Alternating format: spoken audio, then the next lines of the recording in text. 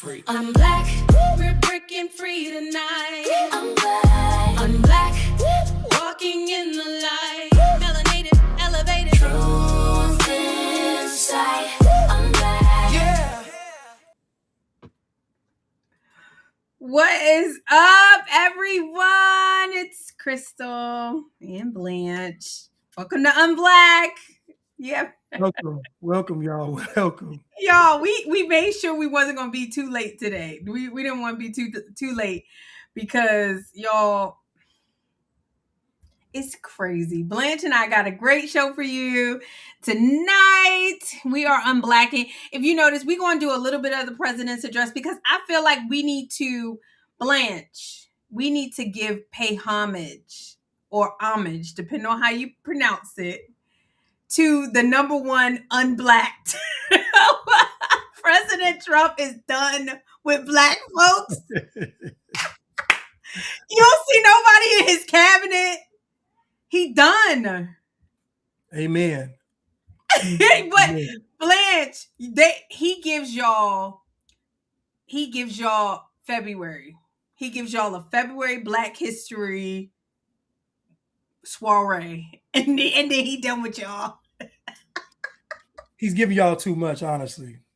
He's been over backwards. And this is another thing, right? The problem we have is white people trying to not seem racist. It's not authentic.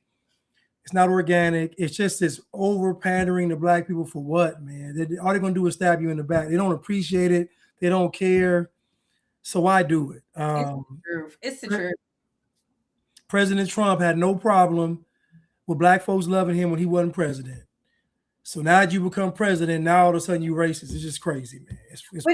But it's crazy though, Blanche, because I remember loving President Trump.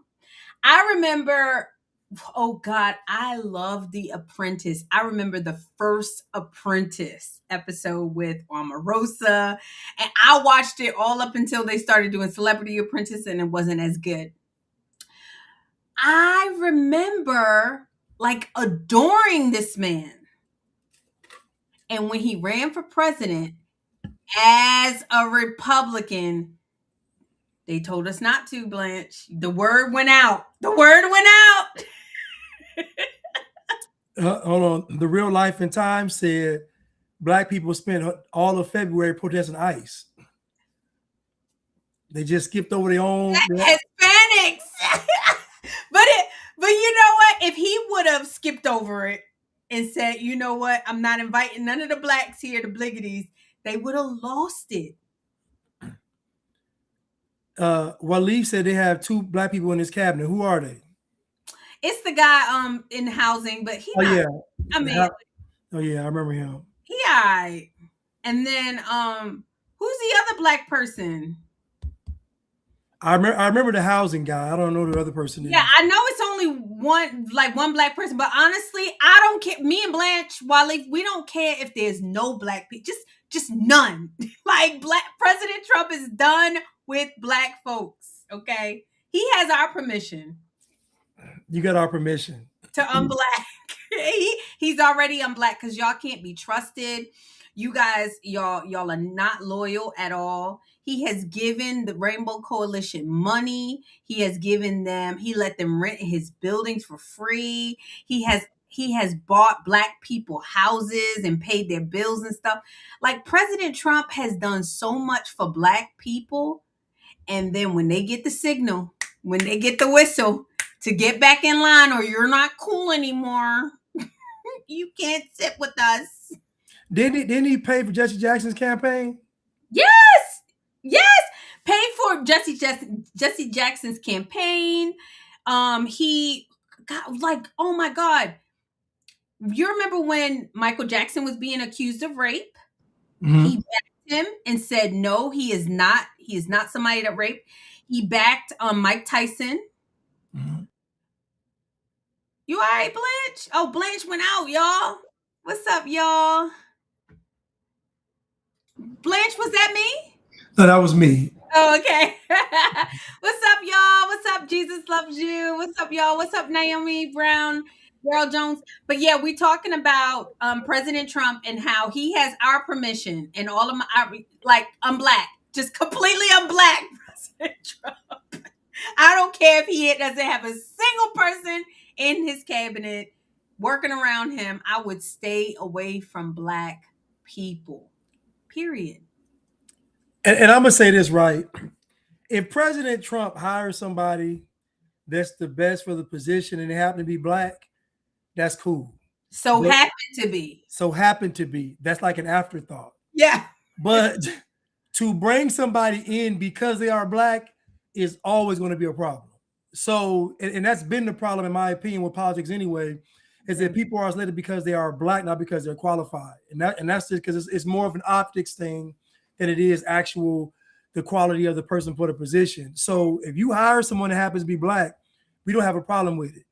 But if you hire them because, like when Joe Biden said, I'm going to have a black vice president, that's a problem. Yeah. And then the irony of that is he got an Indian one. Ain't that crazy? He got an Indian one. He didn't even get a black one. Exactly. And what's so, for me, you guys, y'all already know we love black people. We don't have to explain to y'all in the chat, right? We don't have to explain that. But what happens is a lot of white people, him included, gave the blacks a chance. So when that first go around, remember Omarosa? And that's what happens to a lot of white people, Blanche, when they pick these black people. They don't even know what black people, you're not around black people. They don't know. So you pick somebody like Omarosa. Black people don't like Omarosa? Because the bar is so low that if you are a black person that's just decent in appearance, can somewhat speak, you can read at least at a 4th or 5th grade level, like the bar is very low for black people. If you just present well, they're going to pick you. So true. Hold on. Jesus Loves You said that convo the other night that Blanche had on that live with Tommy was insane. It went left quick. Oh my God, what happened? No, Blanche, don't tell me about. Okay, y'all, he gonna tell me he got clips, but he ain't say he had clips of this. I want clips of this, Blanche. No, listen what happened. Okay. So I saw the show title, and let me jump on the show. It's talking about Nolan Wells and then sexless marriage. I'm like, okay, these are 2 great topics. I was like, this is awesome. So the Nolan Wells actually went well. No pun. The Nolan Wells discussion actually went well. But the sexless marriage. But we got to the sexless marriage. And boy, listen.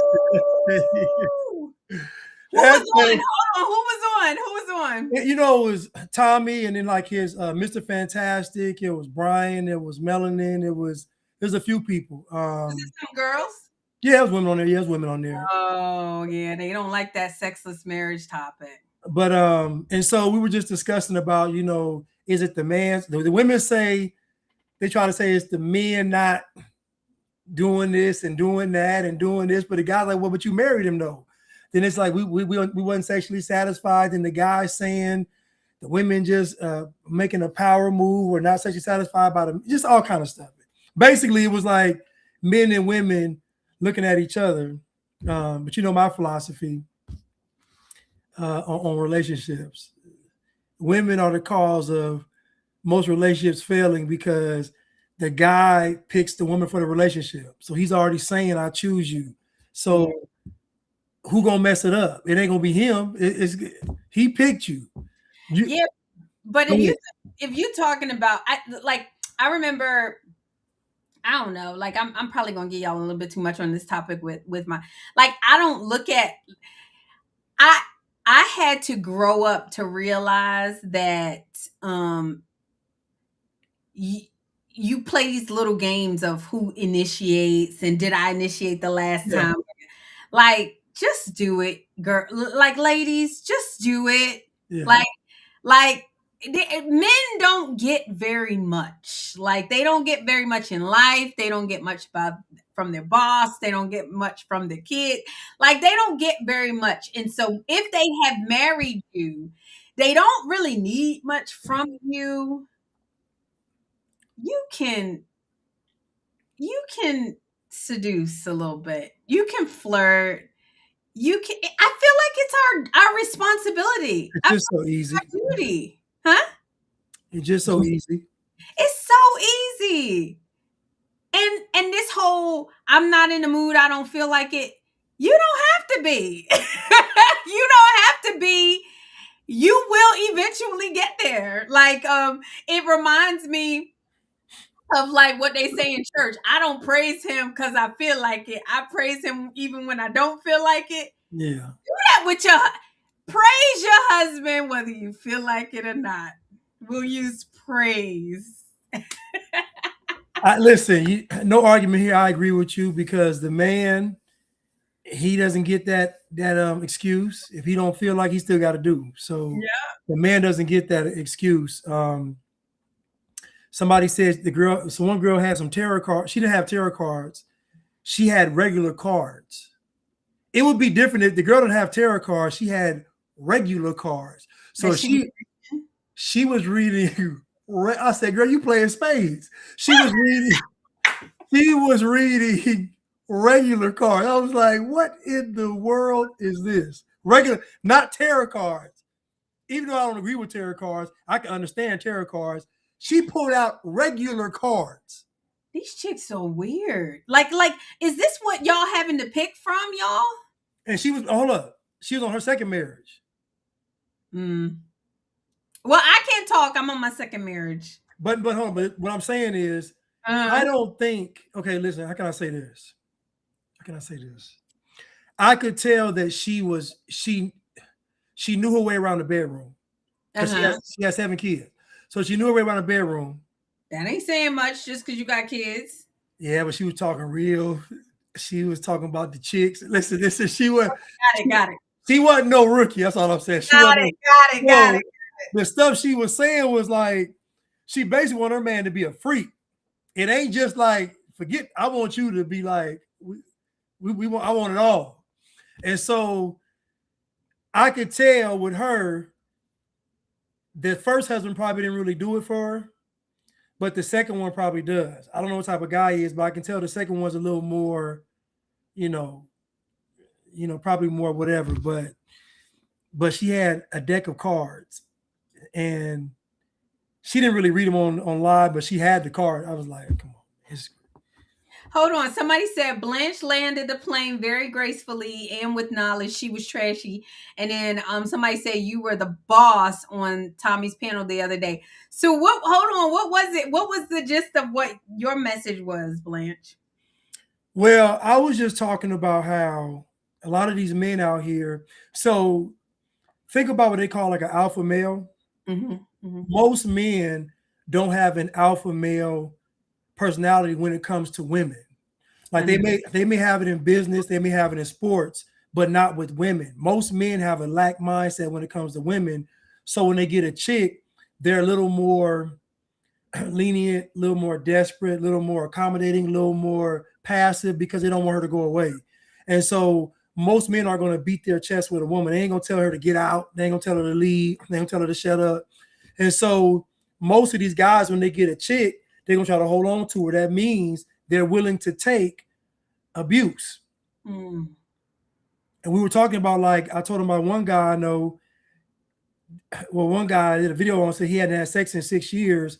I know another guy that said he's only had sex once a year for the past, like, maybe 4 years with his wife. Once a year. And guess what? And he literally said, I'm staying for my children. And you know what's sad? This guy like literally goes by himself to, like, they got some kind of cabin or something where he goes by himself for a couple of days, just like his own, and it comes. It's just and he's a good dude. He ain't the type of guy to go out there and just cheat because he feel like it's dishonorable. Like, he's the type of guy, so he's just suffering. And I don't know if he wait till the kids leave the house. I don't know, but once a year, on top of sex once a year, she talks crazy to him too. And talk crazy to him. Yeah, like like, and it makes me so sad because we are in a era where we are just being propagandized to believe that we're so special, that we're so strong, we're so this, we're so that, and women are really out of control. It's getting to the point where, okay, you don't want, a misogynistic society, but you're literally creating a society where men have no say. Dad's dumb, a blibbering idiot, mom's the boss. The workforce is so feminized, all the HR jobs and all so women are making their own money, and it's unfortunate that we don't respect the hardworking jobs, so men don't want to do them. Even though they were built to do that, you got Hispanic guys coming over here wanting construction jobs, while able-bodied men are just sitting there. Why? Like, it's like our society is going to crumble with that kind of mindset. And all I'm saying is somebody's got to stop the madness, and it's got to come from men. Stop being so, and y'all, I don't like to tell men what to do because I love men, and I don't want to be that bossy chick. But y'all are the only ones that can fix it. Yeah, and I think Darwin put in the chat fear versus respect, and so I think what you're saying, and this is what I'm getting, men have to get back to being fearless. Yeah. And the problem I said was the difference between fear and respect when it comes to, I said black men don't respect black women. I said black men fear black women. That's a difference. And so if black men respected black women, they'd hold them accountable. They would lead properly, but they don't. They fear the woman not giving them access to sex. So that's why it's all skewed when it comes to black men and black women, because black men are like, just give me some, begging for a scrap or a crumb. And black women, on the other hand, don't respect black men, nor do they fear black men. So it's really bad on the other end, because now black men got all this power. And so now men are like, why am I going out here breaking my back if I don't plan on getting married? Think about it. If marriage is not seen as like it was in the past, because a guy would go out there and break his neck because he knew, I want a family one day. I want to get a house. I want to, have my wife stay at home. I got to prepare for that. But think about when that's gone. Think about when the guy wakes up and says, I don't see a woman out here I'm willing to break my back for. So what's the incentive to go out there and conquer the world? There really isn't none. And you got to think, even if I want to go out there and get a whole bunch of chicks, that only lasts for so long. And I tell men this, you're going to mess with all these women, and you're going to come to a point in your life where the stuff ain't going to mean nothing no more. I'm telling you, you're going to be like, man, this ain't nothing. Yeah. And now you're going to be stuck because you done built your whole life on chasing chicks. And once that's gone, now what you going to do? Now what's the purpose? So, yeah, it was a good show. Yeah, and the only thing, you guys, is that I would just say there's no such thing as feminism. Feminism is weak menism. And men, I am praying for y'all that you gird your loins seriously, like start to really discipline yourself to detox from needing sex from a woman who doesn't respect you, who doesn't like, that should be, honestly, that should be the biggest turn off. Like, I don't even want it. If you're going to talk to me crazy, you're not going to treat me right, I can't get anything. Somebody said, or get fat women with low self-esteem. Fat black women don't have low self-esteem. No, the white ones maybe, but not the black ones. The fat back people, they like, everything is telling them that they are the bomb. That right. They got them some good under this rose. Like, seriously, like, it's but only men can change that. Men have to literally say, I don't want that. I don't want that. I don't want you to be 300 pounds. I don't want you to have a loud mouth. I don't want you talking crazy to my kids. I don't want you being this degenerate. I don't want it. Keep it. Keep that kind of punani. Keep it. I don't like to tell somebody's- people what to do it. we got to go to. I saw a comment. What? Oh, the real life in time says they are posting their husbands on the toilet as a trend prank. So Are you serious? I can't believe it. Listen, if they're doing that, You don't listen, respect. fellas, if your wife posts you on the toilet, she does not respect you. Do you understand how personal it is for you to be relaxed on that toilet? You know, trying to drop them things and them logs off in the toilet, and you done got comfortable, you relaxed, and she coming there with a with the phone recording. Yeah, it's not cute, and I was seeing somebody was saying you need to police the women and men need to police other men, but I don't think so. I don't think that it has to be a situation where you're policing. I think the men have to say no. They literally have to say, I don't want it. I don't care if I am that 6 year. I'll buy it. I'm gonna tell you right. I buy it before what? Before I have some chick talking crazy to me. I'm not gonna do it. If I need it that bad, I'd buy it before I have some chick talking crazy to me. Can't do it. If I'm a dude, no. And men gotta start saying that. Like men gotta, because I mean these women, we are perpetual overgrown children, and children, anybody who has children know you have to set boundaries, you have to say no, you have to protect them from themselves and their desires. And men are just letting the children run the house. I think it was I mean, I know it's in the Bible, but I love the way Chad O. Jackson says is that like that's like a woman running a society, a woman running your household. That's a curse. That's a curse in the Bible. It is a curse. It truly is. And part of it's the fault of, because feminism is so pervasive in our society, even the way the children are even raised, it's just you like it's a lot of deprogramming that takes place for a man to say, you know what, because men are taught that women are emotional, you're supposed to let them do this, no. Because what's gonna happen is she's gonna terrorize you. That's just her nature. I'll tell men, you don't even get mad. It's a woman's nature to expose the weak. It just is what it is. So my thing is, don't be weak. Don't be weak. It's so funny. I was watching Tommy Sotomayor talk to Tommy Loren.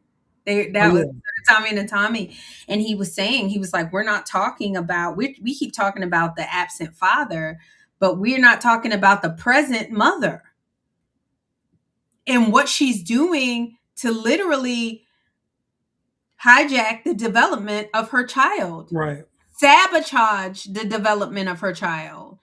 I mean, like a lot of these families, and Blanche, you and I talk about it, like a lot of these girls are getting molested because of daddy's, mommy's boyfriend, mommy's friend.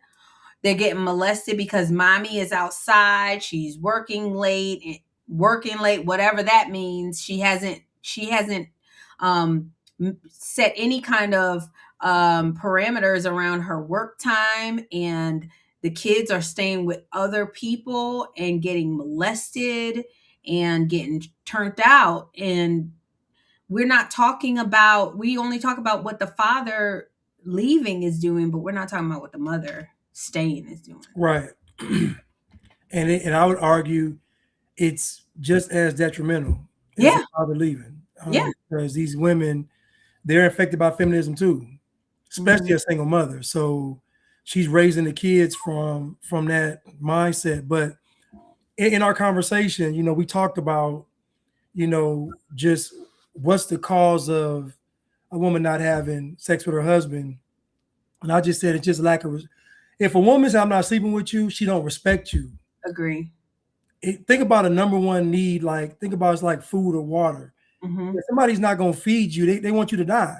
Yeah. So essentially, if you tell a man, I'm not going to sleep with you, your husband, you telling him, I want you to die. And to me, most of these women do it to either get the guy to leave, to get him to leave, like so, or so that he'll do something, or to set up some kind of divorce where he cheats. To me, it's a power play to get him to react a certain way, and it's diabolical, it's evil, and it's wicked. But again, men have to. If you in a household, you paying all the bills, like old boy, where his wife's sleeping in once a year. That once a year, I wouldn't even do it. Like I'd make the house so uncomfortable. She wouldn't want to stay. She wouldn't want to. Yeah, I'm But gonna. Hollywood does that too. You remember I Think I Love My Wife with Chris Rock, and Yes. he was trying to sleep with her. Oh, not your birthday. Not your birthday. And I mean, and then you want to demonize the Kerry Washington that comes and gives the man some attention and gives the man some life again. But what do you want him like you just want him to just shrivel up and die? I believe they either want him to do that, or they. I think it's a way to end the marriage, because to me those are grounds. It's like talking with a terrorist. Like you can't really negotiate with them. So you telling me either get rid of the nukes or it's war. Like it ain't even no. That's it. So I'm thinking it's sex or it's over. A lot of guys are not like that, and that's what the problem is. These women talking crazy, and on top of that, they gaining weight. Yeah. They'll gain 30, 40 pounds and talk crazy. Yeah. Like, no, man. Yeah, it's true. It's true.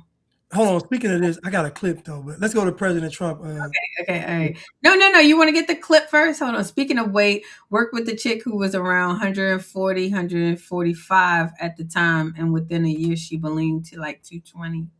Yikes. Now think about a woman that she don't like. Even I'll say myself, if I'm with a chick and she gains 40 pounds, she don't respect me.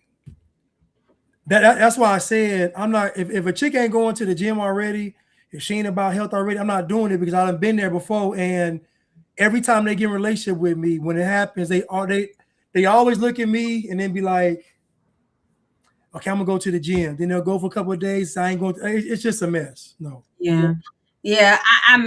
Y'all already know. I feel like I can't even speak on that, but I do agree that you really shouldn't. Like you should try to remain as youthful and as sexually desirable for your man as possible. Now there are times in your life where things fluctuate. Like obviously, like right now, my weight, I'm really struggling with my weight, but I'm really trying. I'm not sitting up there just eating double cheeseburgers all the time and stuff. It's really hard, especially in a society such as this that we're so much food. But even if you have gained a little bit weight, ladies, like try your best to wear it proudly. Try to be still attractive for your husband, because it means so much. And not only for your husband, I love, I think it was Tommy that said this too. It's like, you have to provide beauty in the world around you. Like men, like when I see men now, cause I'm unblack, y'all, I smile and I say thank you. And they'll say, do you know, are you married? Me and my husband, we don't have rings. I lost my ring, y'all. But we don't wear rings. So they're like, oh gosh, are you married? And they'll sometimes say, Blanche, I'll say, I'm happily married. And they'll be like, oh my God, I'm so sorry. I'm like, no, I appreciate you saying that I'm pretty. Like I appreciate you saying that I'm attractive. Like encourage men to be more manly. Encourage them to like try your best. That's all I'm saying. Don't start with me with this hair. I'm not doing it. The stroke division said women gain weight because they are angry. And I think it's some truth to that, in the sense that when they get frustrated, it's a form of rebellion. Yeah. Somebody else said that a woman should lose weight for herself. And I agree. That's why I'm saying if I meet a chick, I want her to already be on her own health journey, not be motivated by me, because you motivated by me, you're gonna get mad at me one day and then say, I'm not doing it no more. So I don't want to be the motivation. Yeah. Let your health be your own motivation. Someone said overeating is a sign of depression. Comfort food is true. It's true. I think I gained the most weight when we were like moving, like my move to Maryland really just kind of, and then COVID and all of that just kind of threw me off.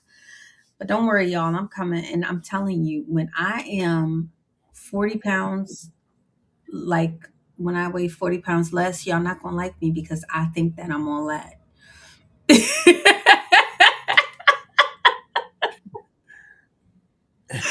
Someone said, I like to see Crystal enforcing naps wild and free. Oh my God. I show Blanche my hair. I got hair. Y'all would not believe me if I tell you that my hair is literally the exact same length as it my is. It actually is. It is. It is. So, I got a question. So Mhm. y'all don't wear rings because you like it's a fake symbolism, or like I'm curious. We don't wear rings because I lost them. And so the type of rings that so I'm kind of a little I lost the 2 rings that I had. So I'm on my 3rd ring. You lost 2 rings? Yeah, I lost 2 rings. So I'm on my 3rd ring. Oh man. Yeah. But honestly, I don't wear rings because I really, to me, the rings don't mean much. I think rings just kind of, I mean, I guess it symbolizes that you're married, but it really.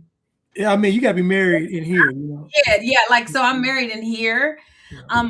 I do like to wear a ring because I don't want guys to think that I'm single, right? But I lost 2 rings. I'm sorry. I just did. That's unacceptable. But I know it's unacceptable. Y'all, like, let Matt know. Fool me. Lose 1 ring, lose the 1st ring, shame on me. Lose that 2nd ring, you probably get no more rings. It's just I know, and that's how Matt. That's how Matt is feeling. But no, I mean, Matt doesn't wear a ring, and so people in church, they be laughing. You don't wear it because you ain't got one. I don't think so. I think he's supporting you. I don't think so. He didn't lose his rings. But yeah, no, it's just a fashion statement. I think so. Somebody said Crystal is thick with it, y'all. I'm struggling. Y'all, I'm trying though. I just need to just completely starve myself. Hold up, Damien, you hitting us up from India? Wow. Wait a second. Can I have an autograph? Hold on. What's up, Damien? Nice. Diamone said,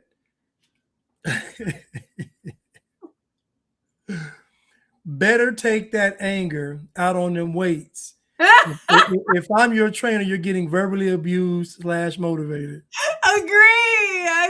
I love that. Yes, for sure. Crystal, is your husband Caucasian? No, everybody keep asking that. No. I have a brown skinned husband, okay? He not black though. He free. He free. He unblack. He free. Yeah. So, all right, what you got, Blanche? You want to go President Trump, or let's go into your clip. Oh, Damien said I'm trolling. Oh, Damien said he trolling. I was like, I think you so. Damien from India. I'm like, what, you over there on assignment or something? What you doing? But I do believe you famous in India, Blanche. Blanche is definitely famous in India. In India, I don't know, man. I'll be getting on India. Y'all pay me to come out there, I'll come. But y'all put me somewhere nice though. I don't be nowhere near that water, nowhere near them animals. Put me somewhere nice. If I go there. I know. Somebody said Crystal too cute not to wear her own hair and be overweight. I'm unblacking y'all, okay? So it's a process. It's a process. Y'all, I'm telling you, I'm gonna wear my hair for y'all one day, but I'm telling you, having to do my hair every single day and take care of small kids, I'm not doing it. I'm not doing it. I'm not doing it. Maybe when I can get somebody to do my hair every day, we'll do it. Okay. Somebody said, "Do you cycle to work?" I don't. I don't cycle to work. Hold on, y'all want a cheat code? What's you said walking? Blanche told me If walking. you walk, listen, if you walk, don't eat nothing. Walk on an empty stomach every morning, you are going to lose weight. I do that, Blanche. I don't do it Guaranteed. on the morning. I do it on my lunch break. I walk. You got to walk in the morning. It's something about the hour in the morning. I don't know about lunch break. An hour in the morning, Okay. don't eat nothing. Okay. Walk that hour, Okay. and I promise you, you're gonna lose weight. All right, y'all. I'm gonna Don't walk an hour and go get you a McGriddle and all that stuff. I don't do that, y'all. Not you. I'm just saying in general. Don't drink some water. Mhm. You know, eat at lunchtime. You ain't got to eat no break. You don't need no breakfast. It ain't gonna hurt you. Y'all, I haven't Eat had at lunch. McDonald's in like forever, and I love McDonald's because it's easy and it tastes good. But I have not. I've not, Blanche. All right, guys. All right. So what you got? You got they Oh, look giving me all the tips. Thank you, y'all. I appreciate y'all looking out for me because I'm fluffy and I'm hungry. just do normal walking for an hour every day. Skip breakfast and just eat at lunch. And I promise you, do it for just 21 days. Okay. 21 days. That's it. I've not been skipping breakfast, but I have been doing Weight Watchers, and I really like it. I really do. It's very easy for me, and it's like 2 pounds. It's 2 pounds a week. What is it like? 2 shakes in a meal? No, it's the point system. So you like put your points like whatever you eat. Some things are 0 points. Like so, I'll do like an egg, and then I'll do like a chicken apple sausage, and that'll be like 4 points or something like that. But you get like 23 points a day. Got you. Yeah, so Neek says she down 20 pounds. I love it. Girlfriend, keep going, sis. Keep going. We got to beautify. We have to beautify the world again. We have to give men a reason to want to come home and love on us and build and make things and do things.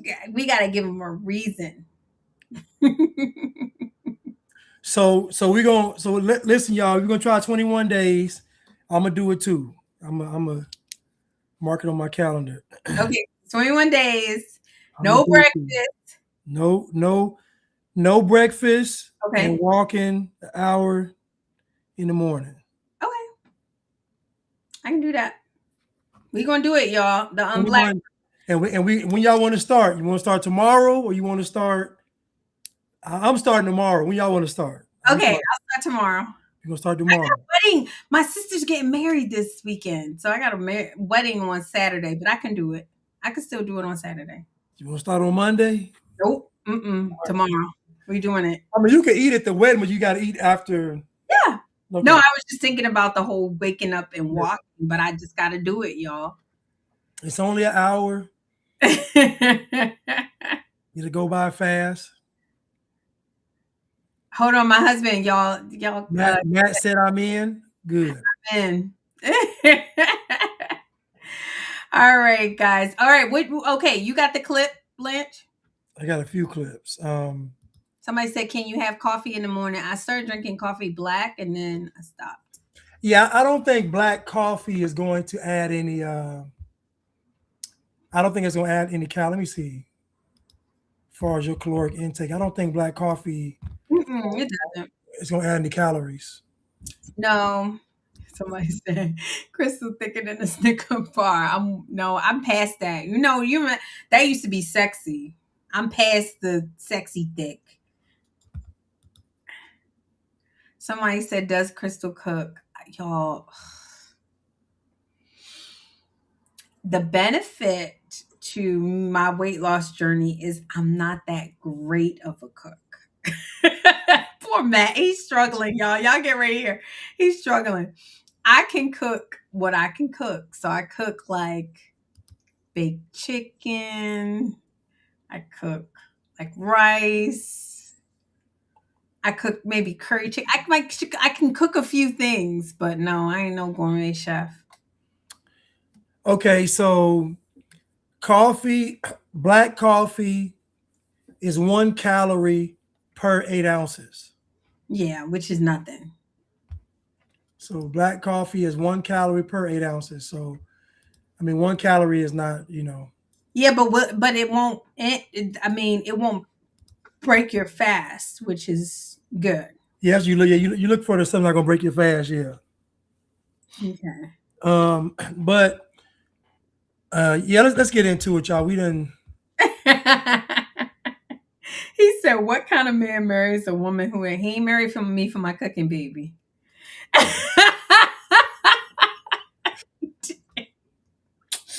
He ain't married for me for my cooking. Let's get. Man, let's get. I got some. Okay, we about to switch gears, y'all. We about to, unblack, unfat. We're going unfat too. We need to unfat and unblack, which is the same thing. Most of the blacks are. I mean, that's kind of like most of us are overweight, man. Ooh. Sad. Okay, y'all ready for this? Yeah, go ahead. Okay. 16-year-old is now charged with murdering 5 people as well as cutting off the thumb of one of the victims in a mass shooting in East St. Louis. All 5 of those killed from the same family. Fox 2's Chris Hayes is live in East St. Louis with these charges and new information about possible motives here. Chris, what can you tell us? We just got done talking actually to a pastor who knows all 5 family members, and she offered a possible motive for these murders, and you're going to hear from her in a second. But first, prosecutors now acknowledge 2 teens, boyfriend and girlfriend, are responsible for hunting down and killing these family members related to the girl. Prosecutors are now naming the 16-year-old boy, J. Meyer M. Davis. They say the 15-year-old girl is too young to be named. Court records say the murders occurred in 3 parts of East St. Louis, killing family members who ranged in age from 21 years old to 74 years old. Davis is also charged with 1 count of dismemberment for allegedly cutting off the thumb of the 74-year-old. The criminal record includes 12 felony counts that will be handled in adult court. Pastor Mary Young told us just now she knows everyone involved and says the young teen suspects plotted these killings because the family members targeted would not allow the teens to stay with them because the young boy had stolen a gun. He had gotten put out and that he wanted them to give him a place. She wanted them to let him stay with them or whatever. And now they can't be together. Only one day maybe when they go to court. So I can see those children crying and weeping and screaming every day, because they've done something this foolish. Reality has kicked in. People, please, train up your children. I know they've been trained good, but a lot of times they get influenced by other children or whatever the case may be. This should not be. The St. Clair County Prosecutor's Office is requesting from a judge that the 15-year-old girl's case be moved to a court in the adult courts where we would be able to track it. We will be in court to track the 16-year-old case for sure. Jasmine and Andy. So, Chris, the pastor just gave a possible motive for the actual shootings. What about this crime of cutting off the thumb of one of the victims? The court record does not say, but police say that in extreme cases, fingers of dead people are sometimes used to access iPhones. It's interesting and disturbing. And you mentioned stealing a gun that was stolen. Are there any charges for that? Yes. There's a charge for stealing a gun. There's a charge for hijacking and taking a vehicle. There is nothing listed about getting into an iPhone, but these things can later come out in the courtroom, and we'll be there to find out. All right, Chris Hayes reporting live from East St. Louis. Thank you. Wow. Did you hear the pastor, though? I know they've been trained good, but you got to train. This is what you get, the pandering. No, they haven't been trained good. Sorry, Pastor Mary or whatever it is.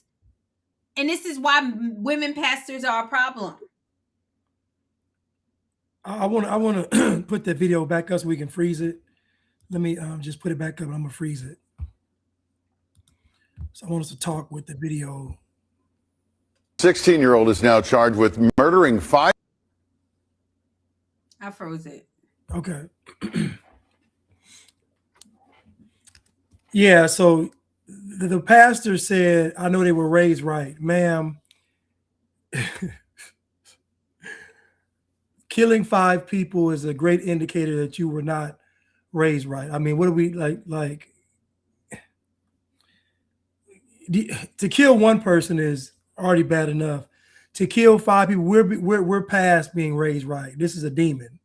Like, thank you. And this gotta be white supremacists. oh, of course. This is white supremacy, y'all. This is white supremacy. Now, black people are up in arms about Nolan Wells. And shout out to Mr. Fantastic because he brought this story up on Tommy's show. But he made the point that black people are up in arms about Nolan Wells, but are silent about this. Now, I want you to think about Nolan Wells. We don't know what happened with Nolan Wells, but they're blaming white folks. These teenagers killed 5 people at one time. This is a mass murder. It's a mass murder. They are instant serial killers. He's 16, she's 15. No outrage. Ben Crump ain't said nothing. Al Sharpton ain't said nothing. Jasmine Crockett ain't said nothing. Joy Reid ain't said nothing. Who else said something? What's the gay guy? Don Lemonhead ain't said nothing. Michael Eric Dyson ain't said nothing. Who else is BLM ain't said nothing. Bryant. Jamal Bryant ain't said nothing. Colin Kaepernick, I just thought about him. He ain't saying nothing. Tyler Perry ain't said nothing. D.L. Hewley ain't said nothing. I wonder if Tyler Perry is paying for the funeral of the. Oh, of course not. Of course not. Because if he did, it would bring attention to it. And it's so sad because this is happening all the time. This is happening all the time. I'm out here in Maryland in Baltimore, and there's 2 children. They were like 12 and 15 shot in the head. This happened the same week.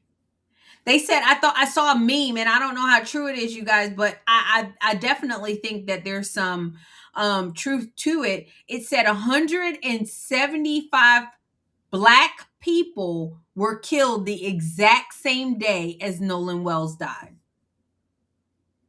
Well, yes, it's true. Yeah, if you do it if you annualize it, so let's say if you annualize it and there's like 5,000 murders and it's more than that.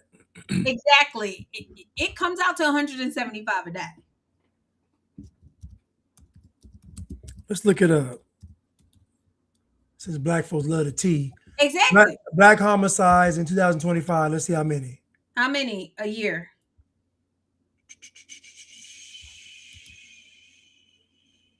and you can annualize it, y'all. Just a simple formula.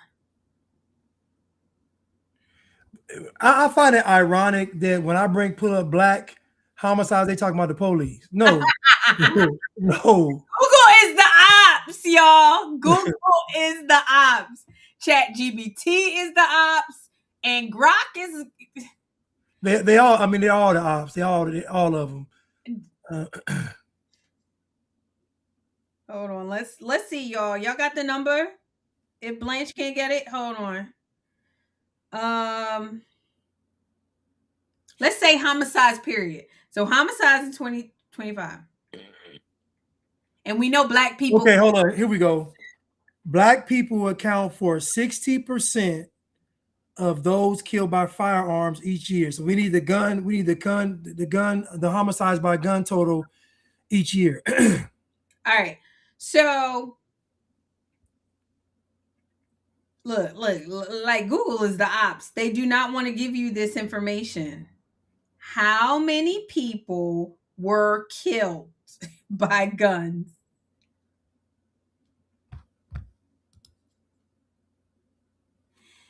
Hold on. All right, so it's approximately 14,000 murders in 2025. So if you take 14,000 and you know black people commit 50% of the murders. 60. It's 60. I just read it's 60.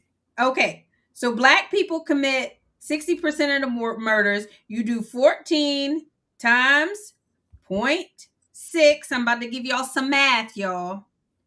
That's 8,400 murders, okay?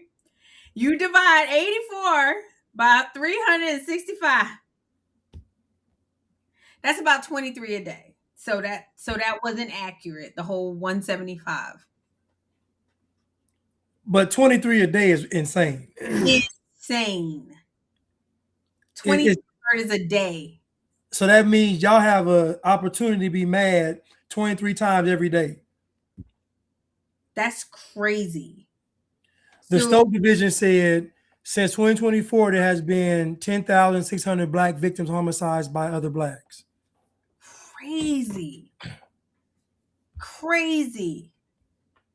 So if you take the 14,000 and you divide it by 365, that's about 38-39 murders a day. And no one cares because you can't make money off of it. But did you see that Ben Crump, and you got to show that clip of Ben Crump reading. You got to show that, or not reading. Ben Crump already picked up another case. They moved on from Nolan Wells. Oh, he did? Well, I mean, I don't know if he's still doing it. But y'all, is it just me? Type in the chat, y'all. What's going on with them parents? What's going on with the half Asian parent that swear up and down that she's obligatory? Oh, I'm black. My family says I'm black. Who is that? The mama. Nolan Wells' mom. Something ain't right with her, Blanche. Something ain't right with Nolan Wells. Have I seen his mom? Yeah, she like a little mixed Asian. She black and Asian or whatever, but she keeps saying that she black. And then they did a press conference recently, you guys, where she was like, I'm not asking y'all to give money if you don't have it. Like, just real creepy. Like my son just passed away like 2 weeks ago. What's going on? You said your son what? I'm sorry. My son just passed away 2 weeks ago. Like, what's going like why are you talking like that? Something's up with them parents. Propagandists. I'm sorry, that's exactly what they are. I'm trying to just find that.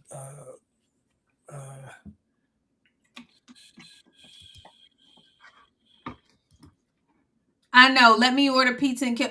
Like, these people, it's just. She half Filipino. Yup. She is, Darwin. It's sick. Because, like, of all things, you guys, like, exactly, black parents grifting off of their kids' death is the epitome of satanic black hole. Exactly.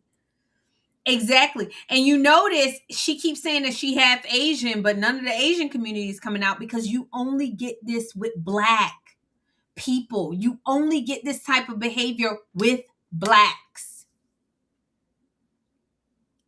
Crazy. But I just think it's sick that black people literally only care about black life if a white person takes it. Yeah. Like to me, that's just like you can't even wrap your head around that psychology. These two teenagers killed 5 people, and black folks don't care at all. No. Like they don't even care. I'm like, wasn't even on our timeline. Wasn't on the timeline. Nobody even mentioned it. But Nolan Wells comes up missing or drowns, and they're talking about they killing us. We going back to Jim Crow segregation. It's crazy. Yeah. What's that? The stupid lady. What's the lady that God, what's her name? We're talking about stop killing our boys or something like that. What? She weird. Oh, I may have a clip of her. You got to. But she weird. And it's like these people don't care about their boys dying. They don't care. They don't care. So when people say this to Blanche and I, oh, you guys are being used, or you guys are fake. No, y'all are fake. We are consistent, okay? Our emotions don't go with the wind, okay? You guys march in the street, tear everything up, go online, cry, snot, do all kinds of nonsense for a little nigga that you don't even know. And somebody killed 5 people. And y'all haven't said nothing. I want y'all to think about how big of a story this would be if 2 white teenagers killed 5 people. Yes. It'd be the #1 story in America. But when 2 black teenagers kill 5 people at the same time, nobody says a word. Nope. So when y'all tell us that we're getting paid, it's kind of hard to understand who's paying us, because the folks that would pay us are the same folks not exposing y'all. Exactly. We're exposing you all. So who's paying? If it's not them, then who's paying us? Who's paying us? And let me say this one thing too. We've been doing this show for a couple of months, and y'all are crashing out. I love it. Have been talking about this race stuff for almost 100 years. Yeah. Y'all been talking about this stuff for almost 100 years. Y'all hitting us up like, why y'all talking about this? A couple of months, and y'all, hold up, y'all tired of us within a couple of months? A couple of months. And y'all been doing this for 100 years. And it's so sad. It's so sad. Speaking of which, you remember when it was Jennifer Hudson's family that had got gunned down by that black. We don't even know the name of the person who gunned down Jennifer Hudson's family. Oh, and by the way, President Trump let her stay in Trump Towers or wherever she stayed, paid for her to stay while she got herself together. How did she repay him? We don't even know. Oh, how she repay him? You know, she's a black woman. That's her reparations, I guess. These people are so fake and so phony. Y'all do not care anything. I remember growing up when we were black, Blanche, you didn't kill no aunties. You didn't kill no children. They killed aunties and grandmothers. You didn't kill no grandmothers. Cut the grandmother's thumb off. These kids are sinister. And you know what? Here's what's so sad about the bliggities, the blacks. No one, y'all don't, hold on. Y'all don't care that the black people are dying, but neither does anyone else. No one cares that y'all are dying. No one. Y'all can march in the street and people just laugh. They literally say, "Oh, they're marching again," because no one misses what you guys have contributed to this society, which is probably nothing but fried chicken. The Asians have mastered how to do that now. Let me tell you. Let me tell you, the Chinese chicken wing is unmatched. The Asians done took the wings from y'all. They done took the wigs from y'all. They got the weaves. They got the wings. They got the wigs. They got the weaves. They got the fake clothes. Listen, the fake bags, fake purses. The Chinese got y'all sold up. Yep. The Chinese got y'all sold up. Y'all are cooked. And nobody is going to miss black people. I am telling y'all, y'all better unblack. This is not going to end well for black people with this kind of behavior. It's not. And like you said, Blanche, we gonna be what we said last week. Y'all remember? We gonna be like checking y'all off to the camps. Oh yeah. Yep. What? DeMarquavius? DeMarquavius.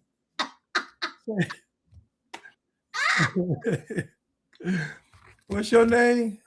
We remember Sharkeisha. We said Sharkeisha. I remember I had one student. Her name was Shantonio. Oh God! And I said, let me guess.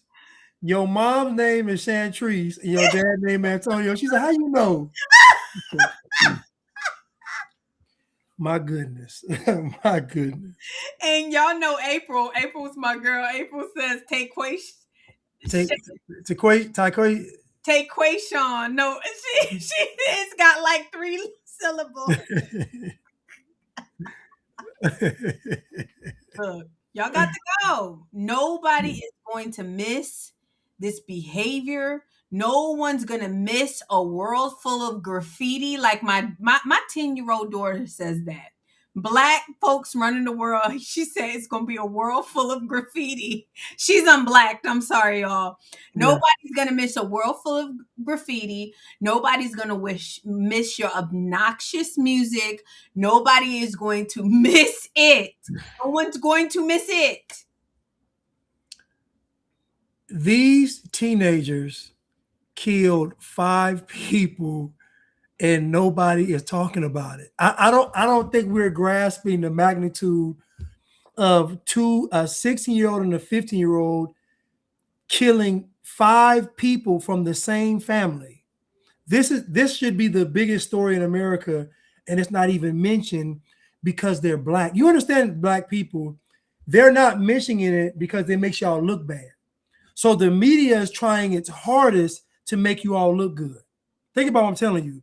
The media is trying its hardest to make you all not appear savage and barbaric. Nolan Wells is the #1 story, and we don't know what happened. 2 black teenagers spent the block 5 times, and nobody says a word.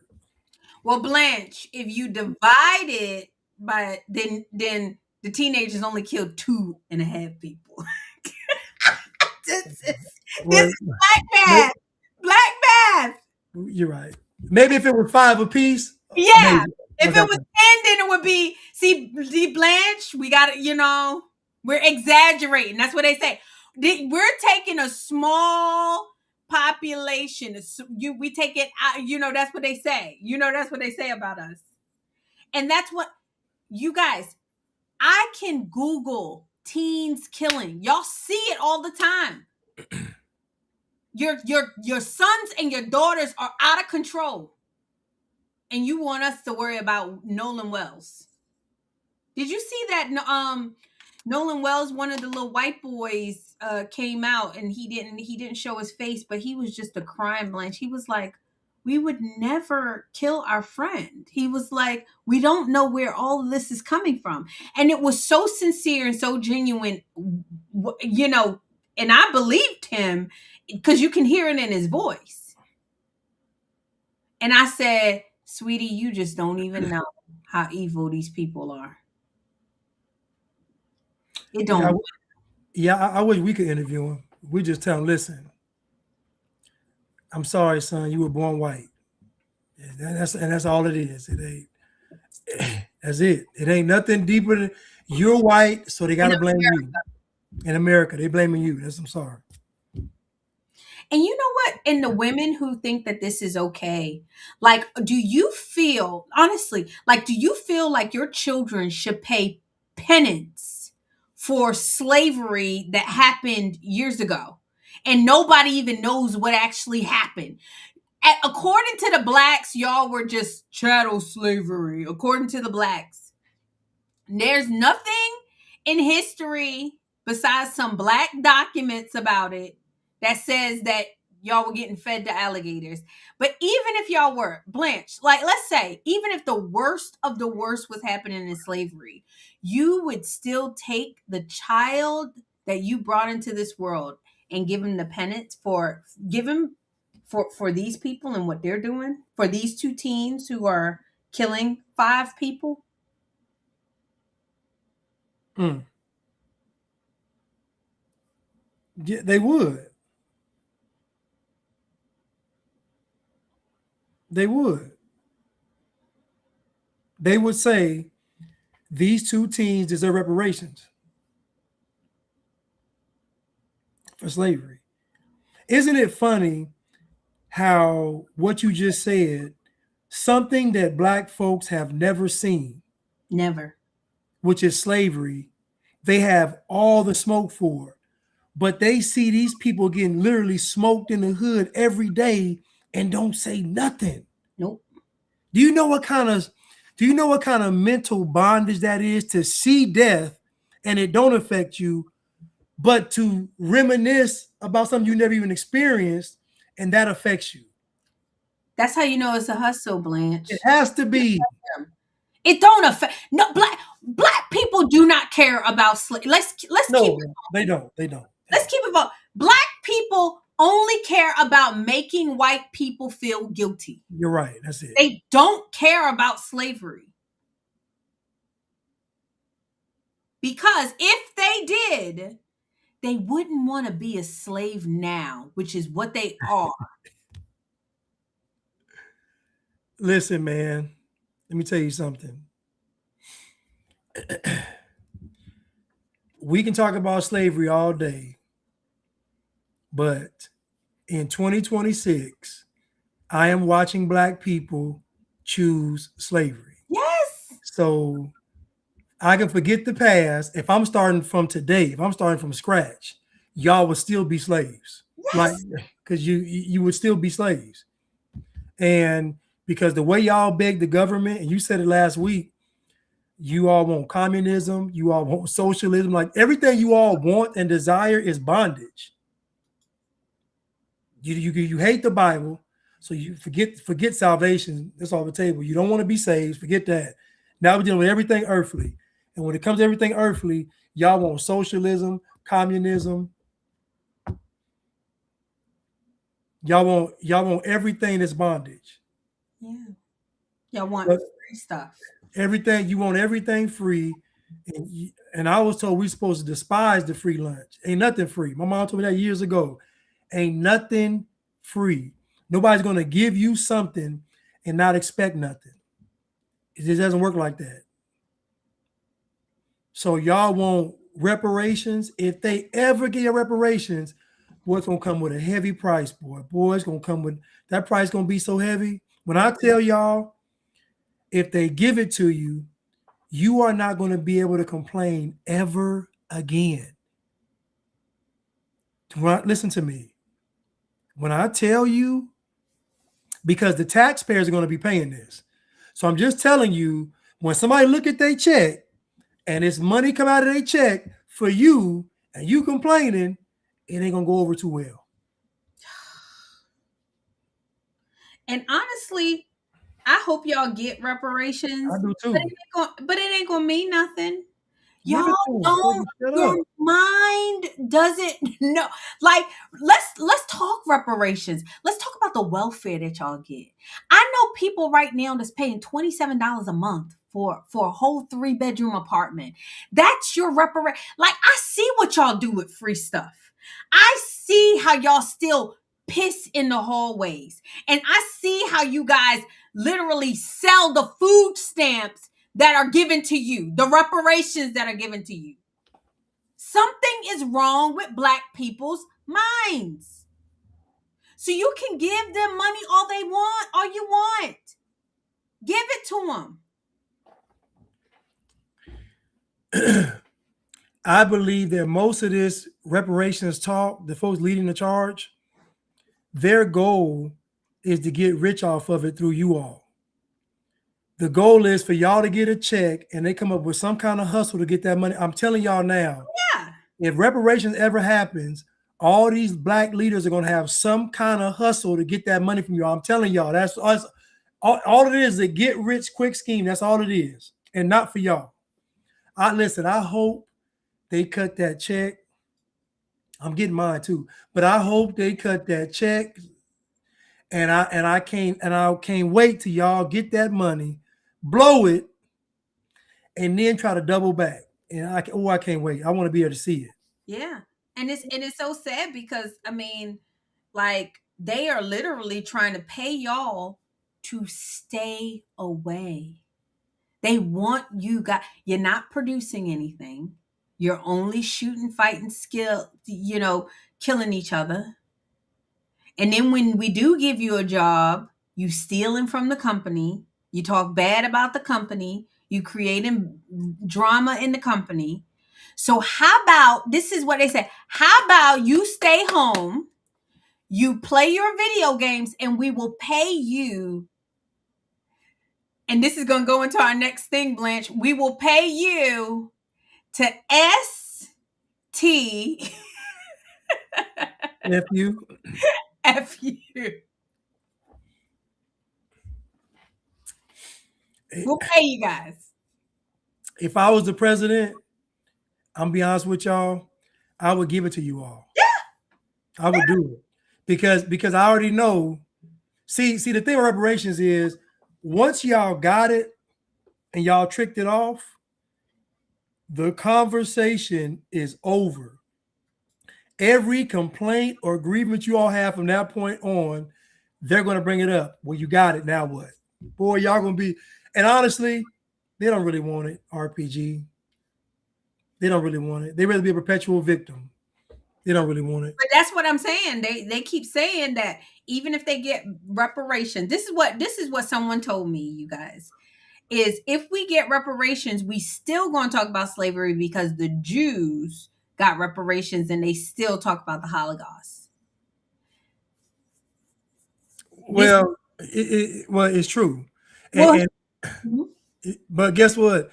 I don't agree with none of y'all talking about it. Holocaust or I don't agree. Listen, I don't agree with no victims.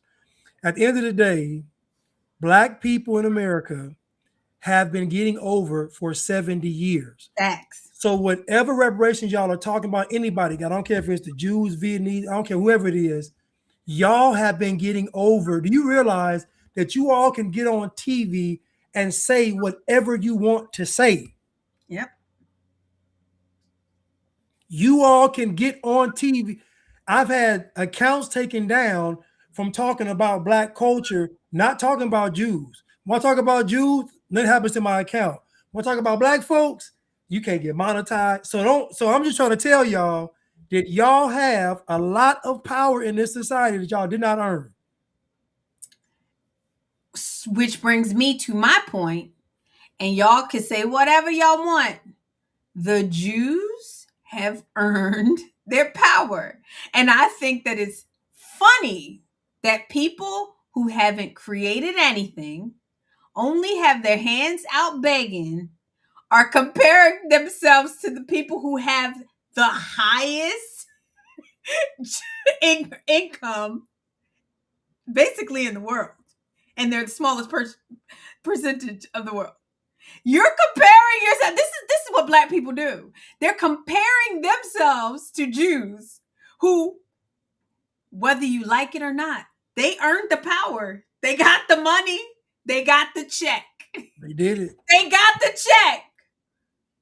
And you can say it's through reparation. You can say whatever you want. Either way, they got the check. Y'all get COVID checks. Y'all get money. Y'all get food stamps. Y'all sell y'all food stamps, and don't none of y'all get a down payment for a house. I'm trying to figure out. So the Jews pretty much ran the civil rights movement. How did they end up where they were, and y'all ended up where y'all were, and y'all was the ones on the front line of the civil rights movement? It don't make any sense. Makes perfect sense to me. Y'all were so in essence, the Jews really used y'all in the civil rights movement, and they said, we're gonna take advantage of this. Meanwhile, y'all wanted to be on television, because what happened was they gave y'all what y'all wanted. Y'all didn't really want an economic legacy. Y'all didn't really want a foundation. Y'all didn't really want autonomy. Y'all didn't really want sustainability. Y'all didn't want those things. What y'all really wanted was to be seen and heard. Oh yeah, and that's what y'all got. Now. And that's what y'all got, because right when the civil rights movement ended, we had the Black exploitation films where y'all was glorifying the pimps and the drug dealers and the prostitutes and the criminals. Remember that? Y'all literally created a whole genre of film that glorified criminals. And right after y'all was just saying we shall overcome, y'all immediately went into Hollywood and started cutting up. So I'm telling y'all got what y'all wanted. Yep. And you mad at the Jews for funding it. Y'all wanted it.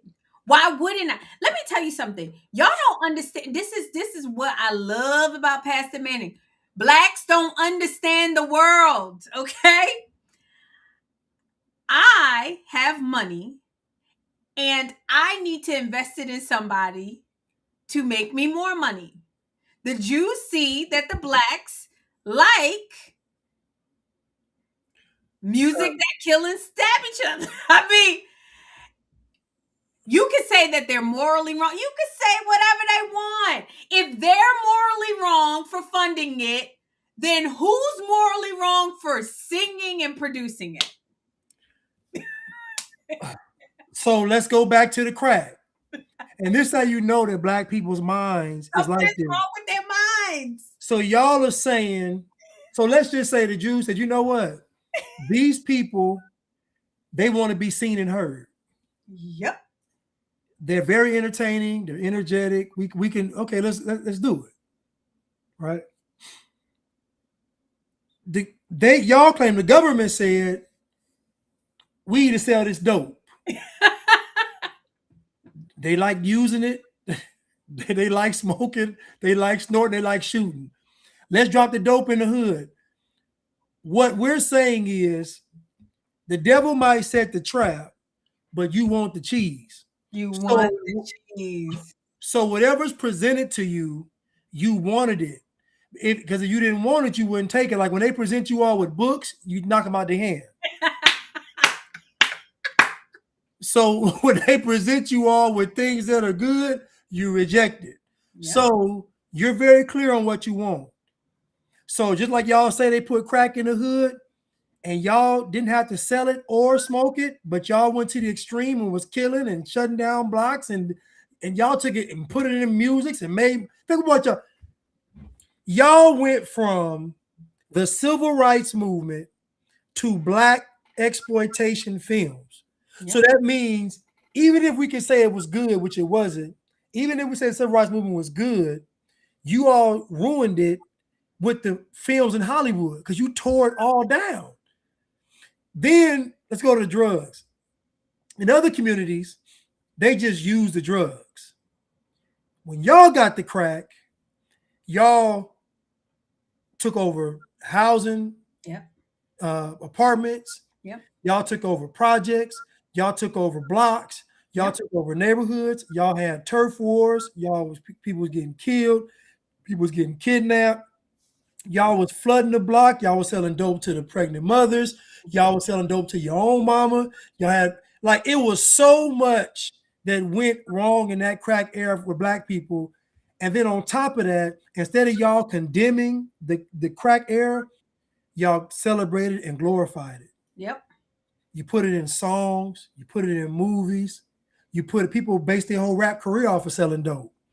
And then at the end of all of that, did all that death and carnage and destruction, you know what y'all did? Y'all blamed Ronald Reagan. Yep. Y'all did all of that, and you blamed Ronald Reagan. And Ronald Reagan's wife literally had a campaign saying, "Say no to drugs." It was a national campaign from the White House. He actually cared about y'all. But that's what I'm saying. White people are constantly trying to save black people. And white people get mad that the Jews don't feel any kind of need to save y'all. You want music? We have music for you. You want buy now, pay later loans? We have them for you. You want don't hate the player, hate the game. Y'all want it. And so I don't like when people start talking about the Jews, because the Bible clearly says, my people perish because of lack of knowledge. Well, anybody who lacks knowledge, let him ask of God, who gives freely. You guys don't want it. Time's out, time's up for, we didn't know. You hear them talk about all these old people, like these boomers. Oh, well, you know, our parents didn't know. Our families didn't know. They didn't know. You were rejecting knowledge. And you hating on people who didn't. I'm sorry. I'm sorry. God says I cause it to rain on the just and the unjust. Yep. He said, I hold my word higher than my name. The gifts and callings of God without repentance. So I know y'all think the Jews are bad and the Jews are evil. His word works. And if y'all ain't doing it, and you mad at the people who are doing it. Well, listen, and I'm going to go back to what I said earlier. You shouldn't be blaming nobody. No. If you all are truly gods of the earth, there shouldn't be no problem. If y'all are truly kings and queens, it shouldn't be a problem. If y'all are truly what you all say that you all are, it should not be a problem. But the reason why you all dislike Jews and or whites, or white, or anybody, it's not because you believe they're doing anything wrong. It's because you want to be in their position. Yep. That's what it is. It's not like, because morally, y'all are not moral. So it's not a moral argument here. Okay. I'm not going to say that. I don't think it. Most folks ain't moral. So that ain't a discussion here. The question is, why are you upset? And if we get to the core of why you all are upset, the real reason is you want to be in that position too. That's why when they talked about selling to the Negro, they talked about how black folks would be offended if you offered them something of a cheaper price. They would be offended if you present them ways to save more money on something. They would be offended. They wanted to pay full price for this item. You know why? Because you all weren't getting something because you actually liked it. You got it because you thought it made you like the people that you were idolizing and envying. And that's the issue with you all, that you all don't do anything from an organic place. You don't actually enjoy any of this stuff. You're just doing it to try to prove some kind of point.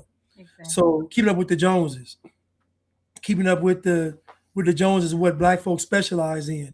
And that's what we've seen for the past, again, 70, 80 years of you all wanting to be in these folks' position, never sitting back and studying them, never saying, what are they doing? It's calling me. I tell you right now, one thing Jews do is they stick together. So that means it could be a Jewish person on the left, Jewish person on the right. They ain't gonna never go against each other. They may argue, but they ain't going against each other.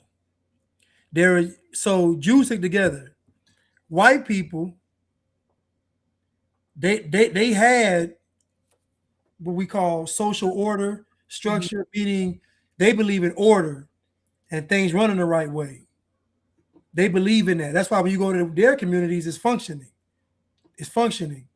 Their problem is though, is that you all study people, but you all study what you think these people are doing, not what they're actually doing. So if black people had have mirrored what the Jews did, which is saying that we're not going to separate from a how's the word, identification standpoint, meaning that whether we agree or disagree, we're still Jewish. This is what they do. We're still, I don't care if they believe in the Torah or not, they still Jewish. They all agree that we Jewish. That's how they, so whether this person is an atheist Jew or they're still Jewish. They ain't gonna do that. Black people, y'all don't do that. And y'all could have did it. Well, no, they can't, because you can't stick with somebody who's going to hurt you.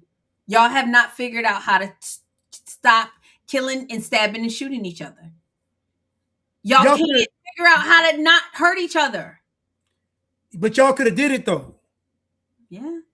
Because at one point in time, it was really just white people and you all. Yeah. Y'all were in the prime position to literally either be adjacent to white people or just a smidget below. Yeah. So how did y'all manage to not have to compete with no other group of color and end up being lab? Think about what I'm telling y'all. Y'all were, it was just whites and blacks. That was it. Native Americans had checked out. The Jews were too small in number. So it was just whites and you all. That was it. And y'all had a golden opportunity to observe and study what are these people doing that's having them be successful. And y'all could have did it. Well, Blanche, the government put crack in the neighborhood. And then, look, the conservative blacks. Well, the government took the daddy out the home. I hate when people say that. Like, how does the government take the daddy out of the home? What happened is you wanted a check. Can we just all be honest? You wanted a check. Daddy wanted you to have the check because dad was weak. Nobody forced these things down black people's throat. Nobody did.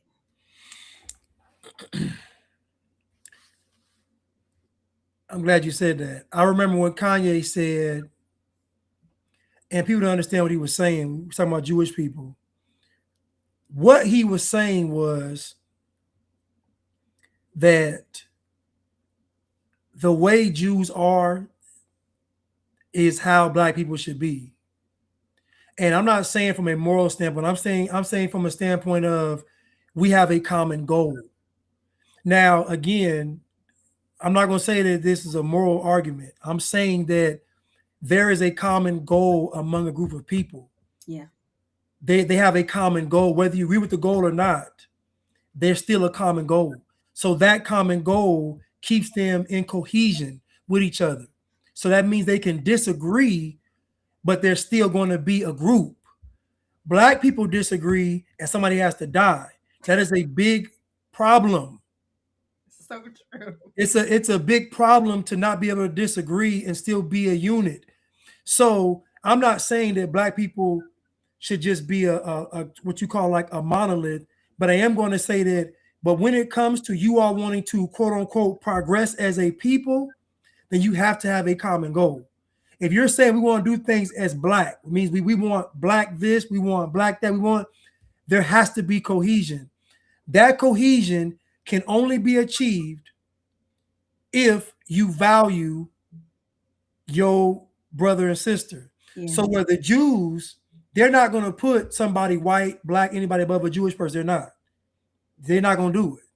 They're going to say, are we chosen? Y'all not. That's what it is. They'll never put you above none of their own. Y'all could do the same thing though.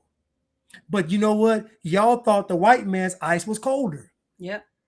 Yeah. Y'all thought the white man stuff was better, not realizing that the white man built this stuff. God didn't just give it to him, he built it. Yep. He worked and slaved and toiled for it. So you could have done the same. You could do the same thing. That's what I mean. Honestly, can we just sum that up, you guys? That black people are just haters. Like y'all, I mean, like y'all compare things like builders, which are people who built civilization, to the fact that you can make a better potato salad.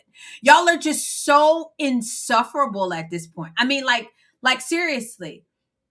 I feel like black people are mad that they did not make the decisions that they should have made, which is to go with the instructions in the Bible. Okay? That's why y'all got sent over here. According to y'all, the slave ships probably sent y'all over here because you disobeyed the word of God.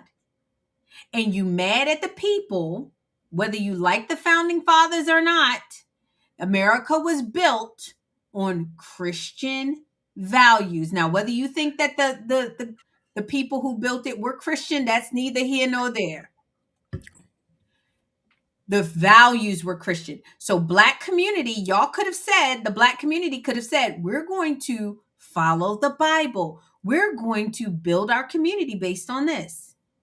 There is a reason that God said, Jesus said, when they said, Jesus, your mother and your brother are over there. Jesus famously said, who is my brother? Who is my mother? Them that do the will of my Father. So you wonder why Blanche and I are like, we don't have to be with y'all. We don't have to be with y'all. Either you are following the Bible, meaning you're doing some of the things that the Jews say. You're not hurting and stabbing and killing and shooting each other. You are sowing so you can reap. You are the lender and not the borrower. You are above and not beneath. You starting to walk in this, then you'll find yourself unblacking, and then we can hang out. Then we can be the same community. Other than that, I don't want to be with y'all. Y'all slaves according to y'all. Y'all oppressed in this country. Y'all are un-American. Y'all are less than. That's what they say.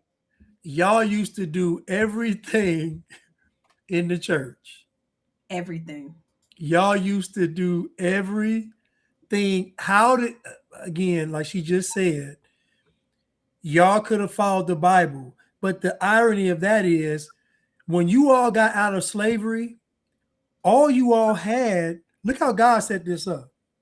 When you all left slavery, all you all had was the Bible. Think about that. Y'all had the Bible and you had skills to work. Those are two things. Y'all could have built an empire. That's all you need. Y'all could have built a literal empire. Bible, skills to work. And y'all had families because y'all was married. So we had Bible, skills to work, and y'all was married. There was no excuse. That's why y'all made so many advancements from slavery. What's that? For about to the 1940s, because you all's mindsets weren't corrupted with this. I'm a victim. Woe is me. All that stuff. Y'all hit the ground running. All the black colleges were built during that period. Everything that was great black was built during them times. Yep. Post-slavery. Because y'all ain't did nothing since the 50s. They ain't did nothing. Y'all ain't did nothing but tear down. But destroy. And so you all could have done what RPG is talking about. But like she just said, y'all are the biggest haters. Haters. And instead of you all swallowing your pride and saying, let me learn, because all these other immigrants that are successful, like Asians and all they do is come in, they just study. Yep. Just like, okay, they doing that. All they do is study. Okay, think about it. They have two choices. We can copy this group or we can copy this group. It's that simple. It's that simple. Y'all chose to copy the worst behaviors of people. I'm sorry. What's the comment? The Brandon's comment. He said, hold on. When y'all left slavery, no. When y'all got fired from the plantation, yes! Y'all got fired. They got sick of y'all. They Y'all got sick of y'all. Y'all got fired. And then they had to take care of y'all. They got sick of y'all. And they had to feed y'all, clothe y'all, and then y'all having babies, and then your babies is running away, and you're telling your babies to hang out with my babies, and like y'all don't like order. We tell you not to read, y'all want to read. Now we telling you to read, you don't want to read. Y'all don't like order. You don't like order.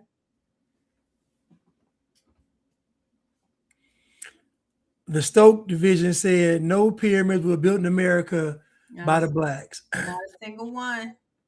This how you know black folks didn't build the pyramids. Show me one thing in the history of black people where they were that focused and disciplined to build something that took hundreds of years. What have black folks built that took hundreds of years to build? What have black folks built? You can stay there. What have they built? I'm not saying what y'all made. I know you guys you roll blunts.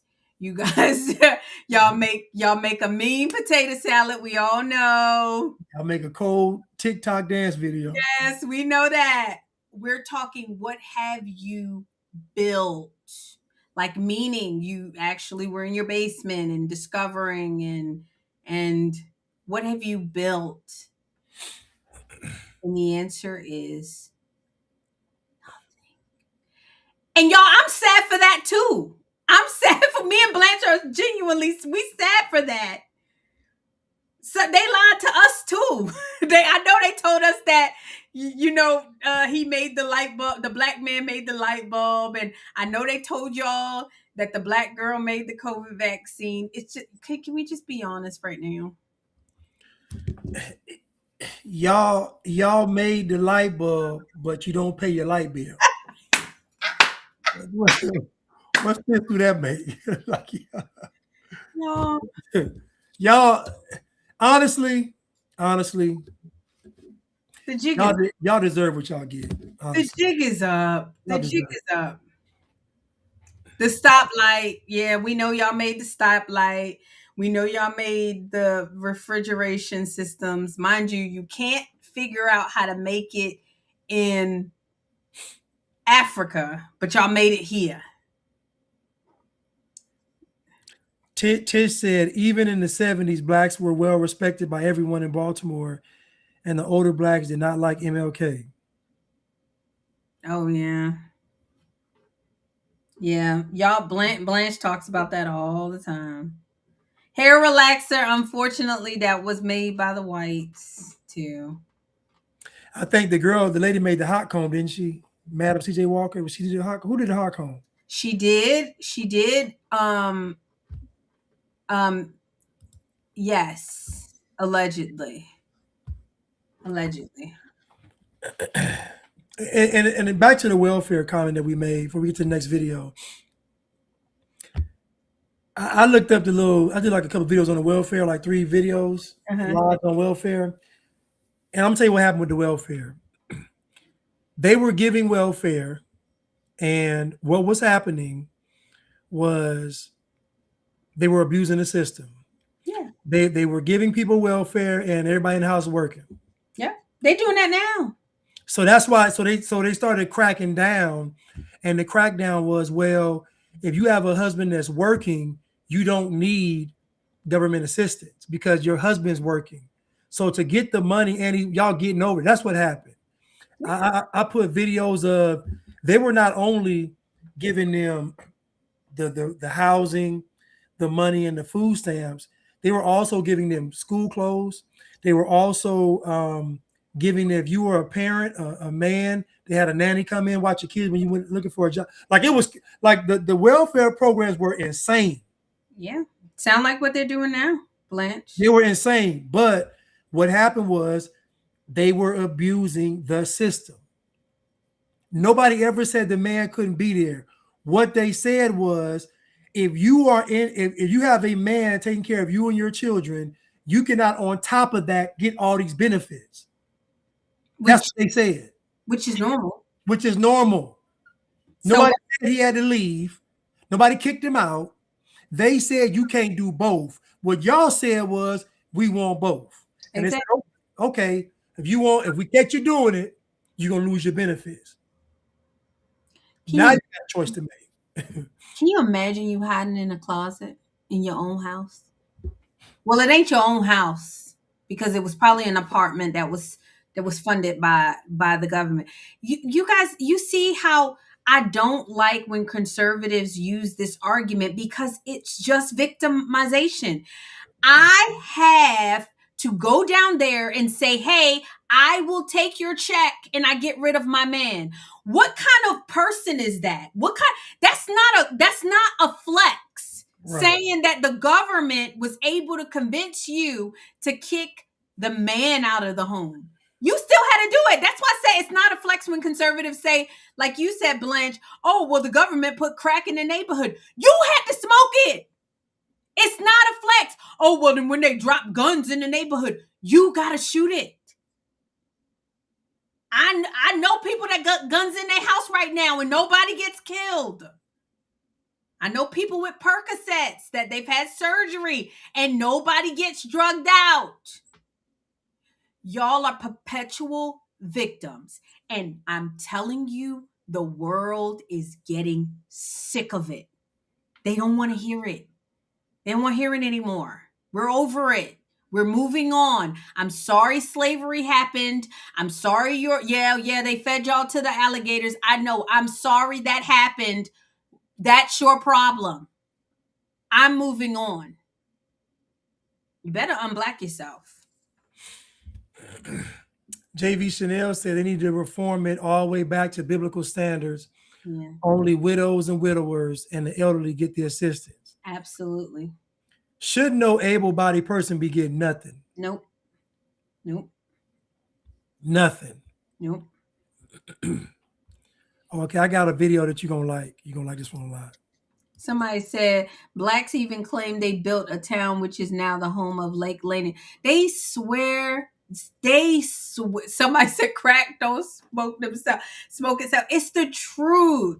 But yeah, they swear they built stuff. And Blanche, I'm telling you, just like I tell you, do a poll of your friend group that you know. If you got a whole bunch of black friends, do a poll and name one of them that said, hey, I got this new thing that I'm building.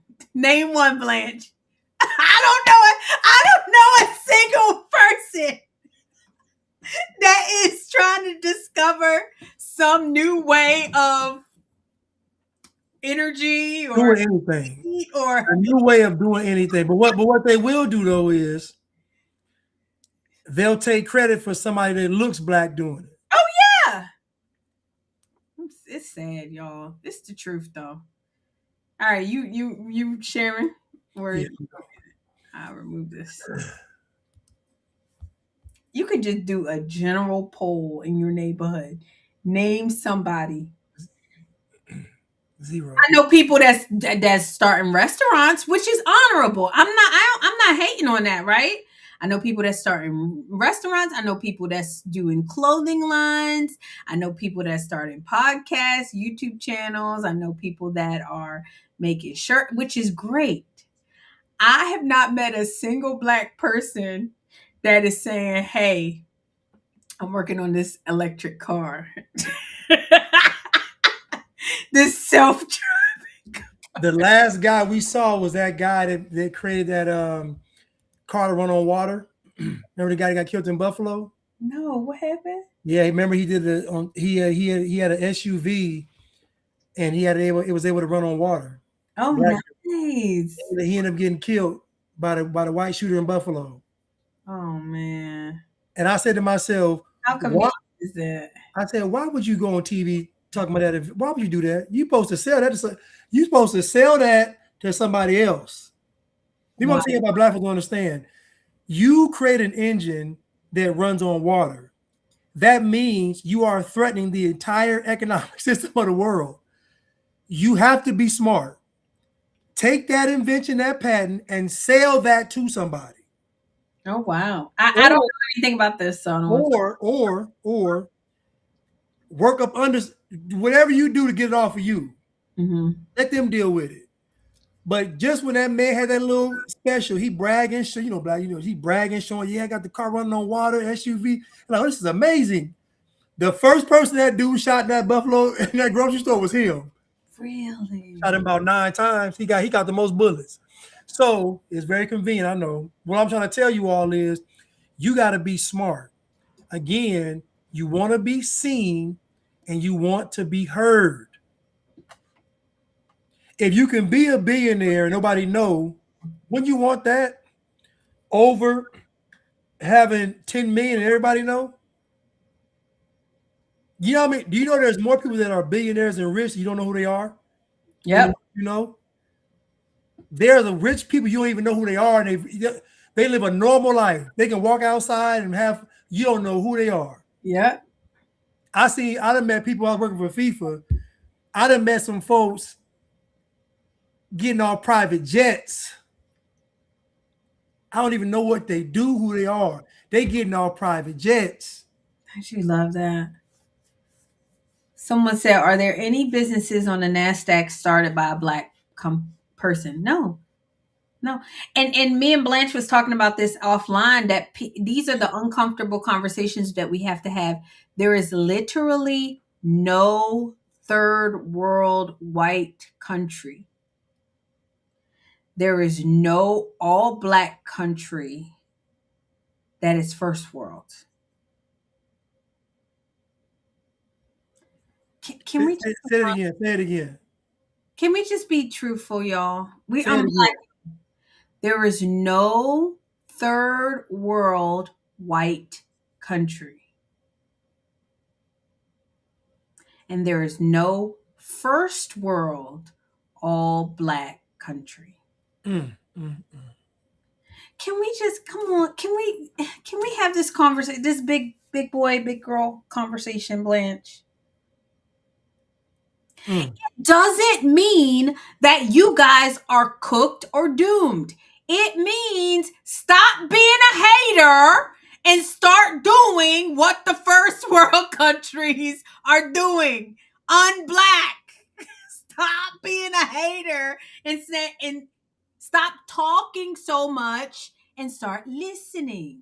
Stop saying you know everything and start learning. It's real simple. Eric said Nigeria is not first world. No, it's not. Let me tell y'all something right now. This is Black people so silly. When you go to a country and it's only 2 classes of people, rich or poor, that's not going to be first world. No. First world countries have a middle class. There's going to be rich, upper middle class, lower middle class, poor. So there's different classes in the first world countries.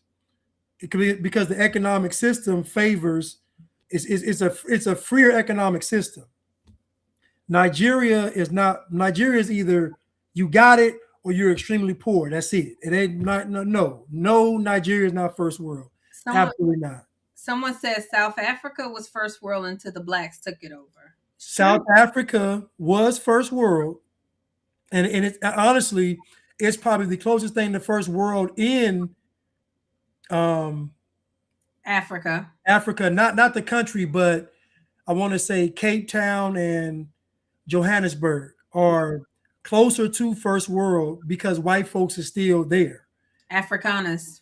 Yeah, Afrikaners are still there. So, but no, Nigeria is not. It's all them. It's not. Because you see a skyscraper. Who built them skyscrapers? Who built them? Well, Blanche, it must be the Blacks. Right. Y'all, can we just be honest? And this is not, we always say we love Black people. So we just need y'all to unblack. Stop being haters and start doing what the Bible says do. I don't believe the amount of melanin in your skin determines your IQ. I do believe that a lot of people with a lot of melanin in their skin have low IQs because they refuse to do the things to increase their IQ.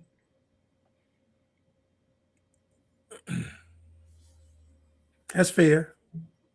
It's not the melanin that makes the IQ low, is what I'm saying. No, listen.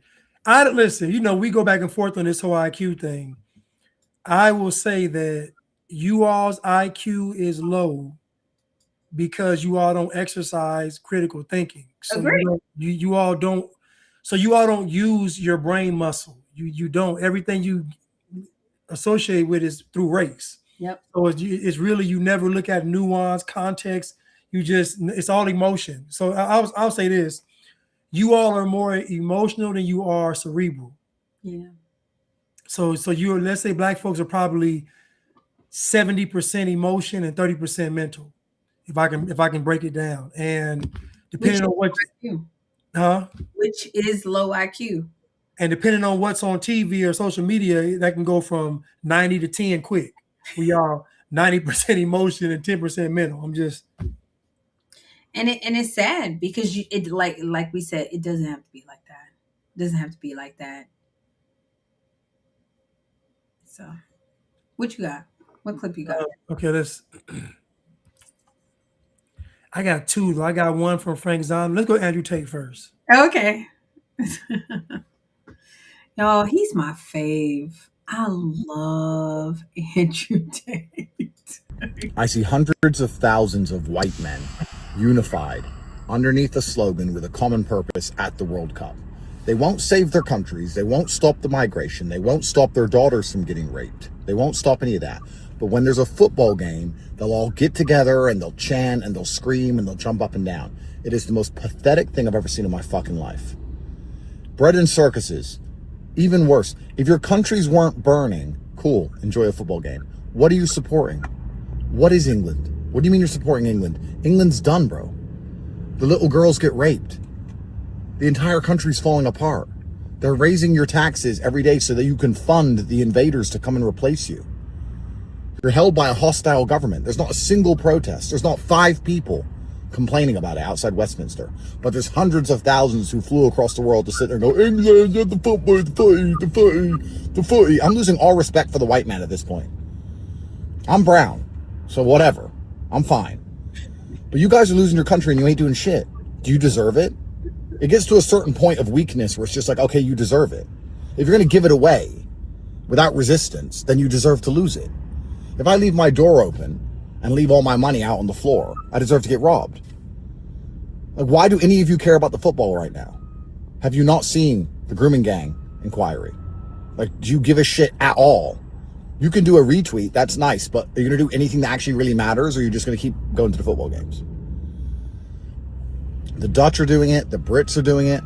I see all these countries which are literally falling apart in real time, standing around, and the native man, it's not foreigners, it's not migrants who are at the England game. It's not people who moved to England last generation at the England game. No, it's the native white man who should be home protecting his land, screaming and jumping up and down in a fucking stadium. Distracted.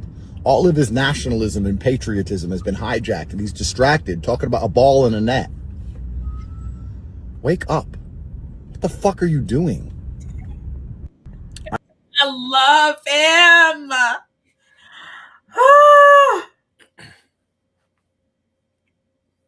Where is the lie, Blanche? White people are cooked. I've gone to a few games, and the last game I went to, it was everything he said, I thought. Yeah. And I said, I thought about 2020. I said, and they shut the whole world down, and y'all didn't do nothing. Said you couldn't go outside, couldn't go to school, couldn't make money. Like, they just shut everything down, and it wasn't no. Then I looked and I thought, then I saw the Argentina fans. There was two English guys in our section, and they just jumped him. And I said, look at these two white dudes from England standing on business against the Argentinians at a soccer game, but not against nothing else. Like, and I remember the police were like, listen, man, y'all should leave. He was like, no, I want to see it, because one guy just got him cold in the face, one of the guys, and he said, I want to see him removed. And this dude was willing to go through all of that to make sure that guy got kicked out. And I'm just like, where is all this fight for everything else? Yeah. Yeah. Like, you willing to sit in hostile fan territory and get beat up for your team, but you not willing to do it for your country?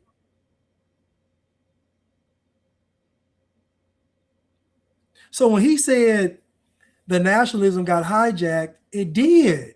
Yeah. Yeah. They told you all that wanting to preserve your nationality, wanting to preserve your country was racist, and y'all fell for that. Y'all fell for it. You think I want to go to England and see a bunch of Muslims? I don't. You think I want to go to Ireland and see a bunch of Africans? I don't. What's the point of a vacation if I got to go and sit I didn't go to your country for a reason. I didn't go to Africa for a reason. I went to Ireland because I wanted to see Irish and Irish culture. That's why I went there. I went to England because I wanted to see the English and English culture. That's why I went there. I didn't go to these countries to see the dregs of other countries there. Yeah. And they don't make it better. Like, it don't, like, they're not, like, y'all don't make it better. Y'all destroy it. And white people are allowing, like, people to destroy their country, and they see it in real time. Like he said, if your country is not burning, then go watch a baseball game. If it's not burning, go, like, watch a football game. I look at people like, Stu Peters, right? Do you ever watch Stu Peters on X? So Stu Peters is this guy who is going, like, he's on the Candace Owens train, Blanche. So can you imagine one of this smart white men? Oh, I know him. He's a comedian, right? No, smart, serious white. Y'all know him. Y'all know him. I know him. Are following behind. I know him. The bliggity Candace Owens, and trying to solve the murder of Charlie Kirk. Now, mind you, may Charlie Kirk rest in peace. I love him. God bless him. He made such an impact on my life. However, Moses, my servant, is dead. Now go forth. You got white men like Stu Peters following behind Candace's dingy behind, trying to attack the Jews, attack the government. I always say, what could he be doing, Blanche? What new invention could Stu Peters be coming up with? But he trying to solve the murder of Charlie Kirk. I'd rather him just become an investigator, become a police officer, join the FBI. I don't understand why folks be wanting to get to the bottom of stuff. Listen, y'all. Listen, y'all. We don't know what happened to Charlie Kirk, but we know it was we can all agree it was some foul play, right? Let's say it's foul play. I ain't got nothing else though. I'm done after that. I don't I think about, like, after that, what else I gotta know? Because think about it. Robinson killed Charlie Kirk. Now, whether you believe that he was set up to kill him, I don't know. At this point, if y'all believe that the Jews are as powerful as they are, and you believe that the government is as powerful as they are, then you think that you sitting there on your podcast is going to do anything about it? Well, that was my next point. Like, me personally, I don't think he did it, but what difference do it make? Because if I find out, because think about it, if they came out tomorrow and said, let's say that okay, we did it, what's gonna happen? Nothing. This is I'm trying to say, right?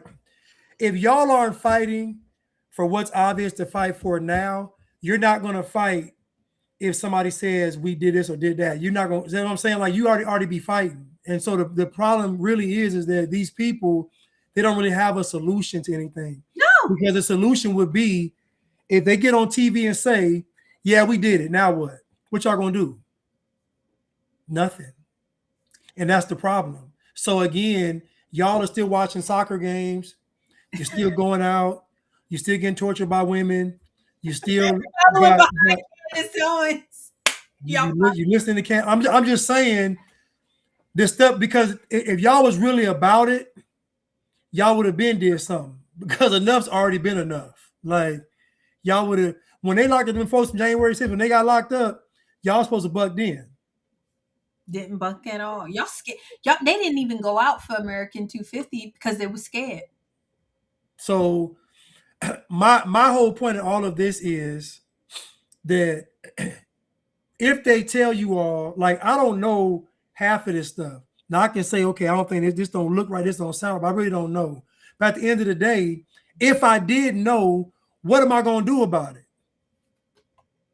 Am I gonna go crash out so y'all can say, man, you stupid, you was stupid? That's all y'all gonna say. I can say, you know what? Y'all not gonna say Blanche is a hero. I won't get no statues.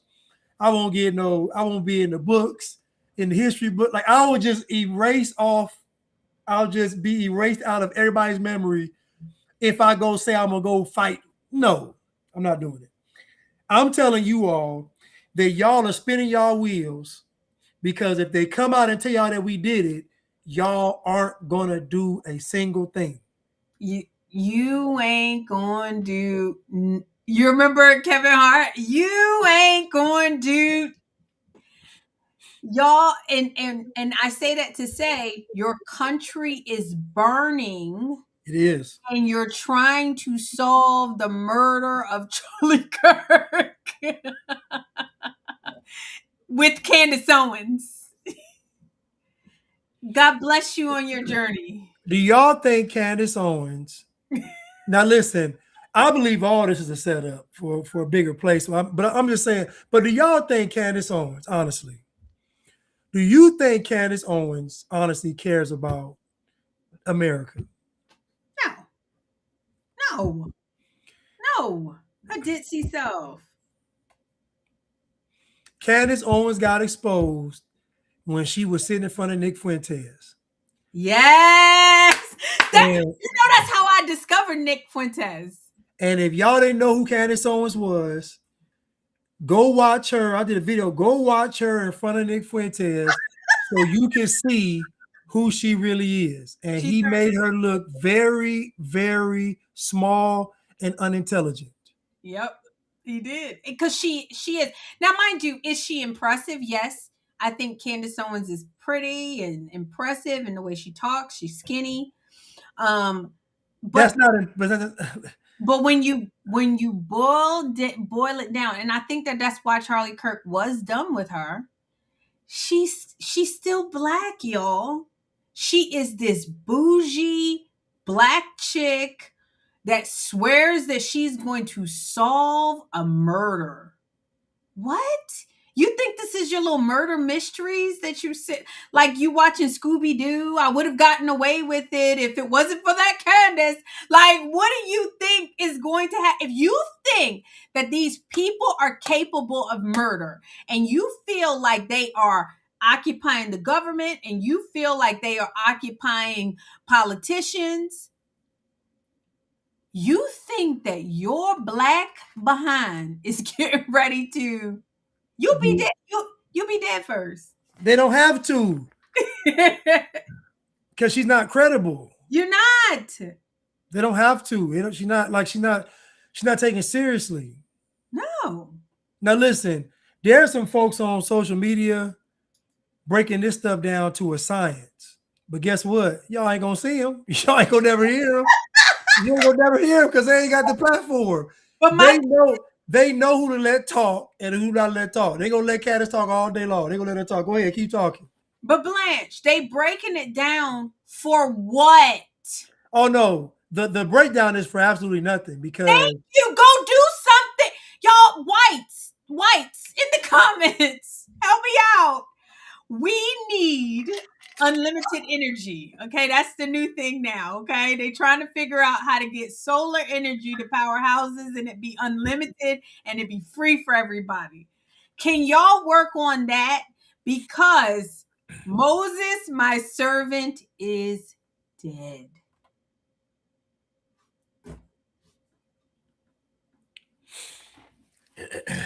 Moses is gone, y'all.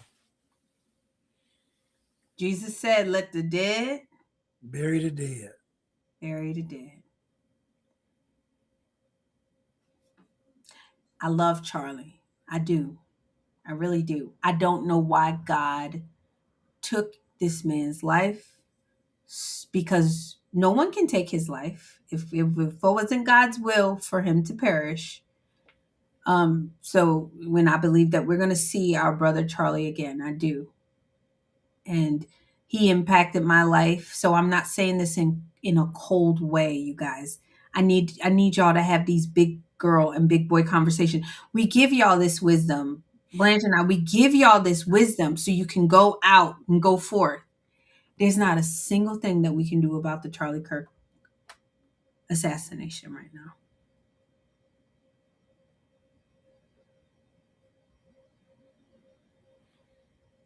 I mean, hold on. Well, hold on. Y'all could do something about all of this. Y'all could do something. What Andrew Tate said is real. Mm-hmm. Y'all could do something about all of this stuff. Everything y'all are disgruntled about, y'all can do something about all of it. I remember when COVID happened, everything was shut down. Those white people went to those capitals, not January 6th capitals. They went to them capitals in their states, and they was armed with them AR-15s, and they said open it back up. I'll never forget a reporter went to a lady, and he said, "Ma'am, it's a pandemic. People are dying." Lady said, "I don't care. I need to go back to work."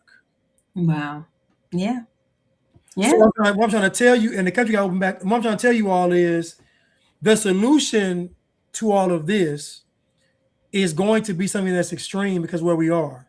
Yeah. It just is. Like it's going to be an extreme solution. There's no easy way out of this because as they say, the can is too far down the road. It's too much happening at one time. It's just too much going. It's too much. It's LGBTQ. It's immigration. It's too much stuff going on at one time, and it's too infused in society. Now it has to be something drastic that you all do. I'm telling you all that the biggest change that can be made is for men to run their households. That is the biggest start of all of this, for men to tell these women, no, Yeah. we ain't voting like this. We ain't supporting this. That's going to change a lot of stuff. You ain't got to fire no bullets. Get your house in order, and that's going to start a ripple effect right there. Yeah. And going back to the whole Moses, my servant, is dead. God gave very specific instructions after that. He said, "Now be thou strong and very courageous. Only be thou strong." Like, if y'all white folks are not figuring out that they have completely taken over your country and they want y'all to be slaves, as Blanche has established, y'all seen that clip going viral. 50% of y'all are just in rebellion. Y'all out here just doing silly stuff and stupid stuff. Y'all out here trying to solve murders, following the black people. Y'all marching with George Floyd's. Like, y'all, the white folks is just doing all kind of craziness. The white folks, it's actually embarrassing. And all we are telling you guys is save your country, move forward, just the same way that we tell blacks.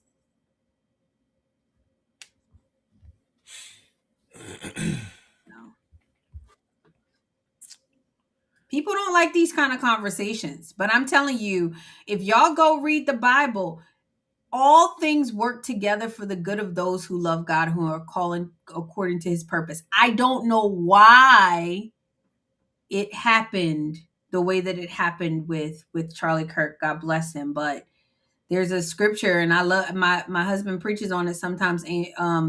Blanche, and it's Amos 3:6. It says, "Shall there be evil in the city, and the Lord hath not done it?"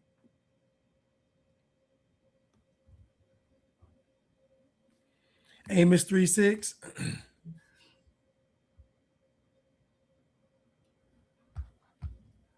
See real quick. His ways are not our ways. No, they are not. Thoughts are Not thoughts. our thoughts. It says, "Shall a trumpet be blown in the city, and the people not be afraid? Shall there be evil in the city, and the Lord hath not done it?"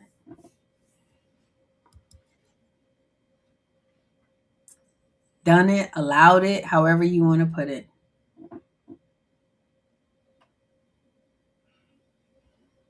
Mm. It's deep. It's deep stuff, I'm Blanche. gonna read that chapter. It's deep stuff. I'm gonna read that chapter. Oh, I got one more. Okay. Someone said Charlie Kirk was in a cult. I don't know, man. Jesse came that we may have. I think he meant Jesus. Jesus came that we may have life and have it more abundantly. Absolutely. I believe that wholeheartedly. Yeah, I got two video. I love the word of God. I got two. The word of God is. So if you're asking for reparation, simply means that you did not contribute. It was raped out of you. So let me give some few analogies. A woman who was kidnapped, or a man who was kidnapped against his will and kept in a basement for sexual pleasure for 3 years. If by some lucky stroke you dashed out, would you return and say, "Oh no, I contributed to his sexual pleasure for 3 years"? No, you didn't, because he didn't do it with your consent. He raped you, or she raped you. That's it. Nobody has been taken to court for ever being asked to make a contribution, and he or she made a contribution and then turn around and say, "No, it was forced out of me." No, it's not true. People arrived in this country. They saw the land, they saw the potential of the land and its location. They were people who escaped their previous environment they didn't like. Well, the guy who is running away from danger, it's a danger himself. Don't try to stop in his way, because he's running away from danger. So the people who were running away from English land, the UK, they were running away from danger. They were dangerous. And when they see a place where they think they can realize their dream, they'll be ready to fight. That's where the social Darwinism comes in. The survival of the fittest, my friend. Yep. No one has been taken to court ever for that. So here, they took the land and they proved it. They built it. They formed a foundation. That is important thing you need to remember, which I can never contribute to that foundation, which means the principles they laid down came from within them and their worldview. That I cannot contribute. So when the foundation is already established, you only come to dance on the platform. The stage has already been set. The rest of us, we came to sell our skills and gain from it. The building of this country is not in the brick and mortar. It's not even in the Empire State Building. It is in the principles with which the foundation was laid. And that, my friends, we the immigrants and my great-grandfathers who were stolen, we can never play. Wow. Well, first of all, I'm going to just say a few things. The land wasn't stolen. It wasn't. We live on Earth, and no one is giving a deed to the land from birthright. It doesn't exist. Even you look at the animal kingdom, animals fight over territory all the time. Yep. Like, because it's God's earth. So it's not, nothing is yours unless you make it yours. So the Native Americans that were in America, there was no organized America. They had Chippewa Nation, Blackfoot Nation, Cherokee Nation, but they didn't own the land. They was fighting amongst themselves. They was fighting each other. Before the white man even got it, they was already fighting. So Eating each again, other. eat, scalping, cannibalism, everything. But the white man didn't steal the land. He saw an opportunity and he took it. Yep. Conquer. The same way in Africa, those tribes did the same thing. So if there was an African kingdom, how'd they become a kingdom? They conquered everything around the area. It's the same. You're mad at white people because they were able to do this off of their home country, their home continent. That's what you're upset about. Because everybody's done the same thing they've done. They just expanded it. Y'all are upset because they're able to build these ships around the world. And y'all only hate it when white people do it because y'all quote Exodus where God gives the Israelites the land of milk and honey. And y'all don't have any issues with that. Y'all don't have any issues. Y'all not thinking about the poor people who had the land of milk and honey and oh my God, these Israelites come and steal it. Y'all don't say that. Y'all just don't like it because it's white people. God is supposed to like every other race except for white people. You know, actually people believe that. You know that? Yeah. They think that God hates white people. But I'm going to tell you right now, and I'm going to look you in the camera when I say that, I wouldn't serve a God who hates people because of the color of their skin.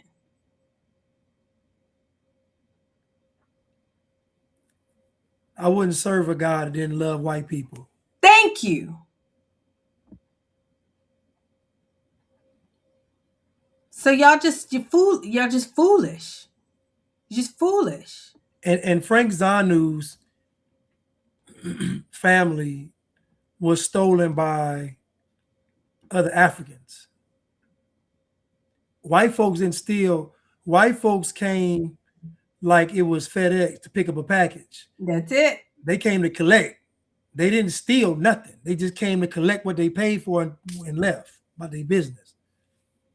And if you all go to, I know Ghana has like the slave castle, but if you go there, you'll get an idea of how the whole thing worked. All the work was done by the Africans. All the white folks did was pull up with the ships and you walk to the ship. They didn't have to come on inland like that. You were marched to the ship. You had to go through caves on the ground. You had to walk to the ship. You think white folks were just going to come over there with all of y'all black folks and just steal y'all people? No. Come on. Mosquitoes, disease. It couldn't survive.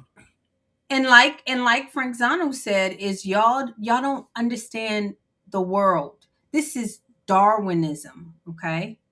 The weak gets conquered by the strong. It's just, I don't care how y'all feel like you gonna make it different. It ain't gonna change. It's the way that it works. Y'all live in this good here America where the weak have the court systems on their side. You can sue somebody but let me tell you something. If you get rid of all of that, Darwinism is going Darwinist. It's going to do it. The weak will get conquered by the strong. And that, going back to you white people, y'all keep playing with these people, not procreating, not having babies, and allowing them to take over your country. The weak gets conquered by the strong. It's almost like you deserve it. Yeah. Somebody said that's how Roots showed it. LARPing for Cash said, and that's not really from what I've seen. Blacks in West Africa would capture slaves and have slave parties to set them off to the west coast of Africa. Yeah, white people didn't go into Africa taking slaves. They went and purchased slaves. So there was never. So this whole narrative of white folks going there, it's a lie. It's not true.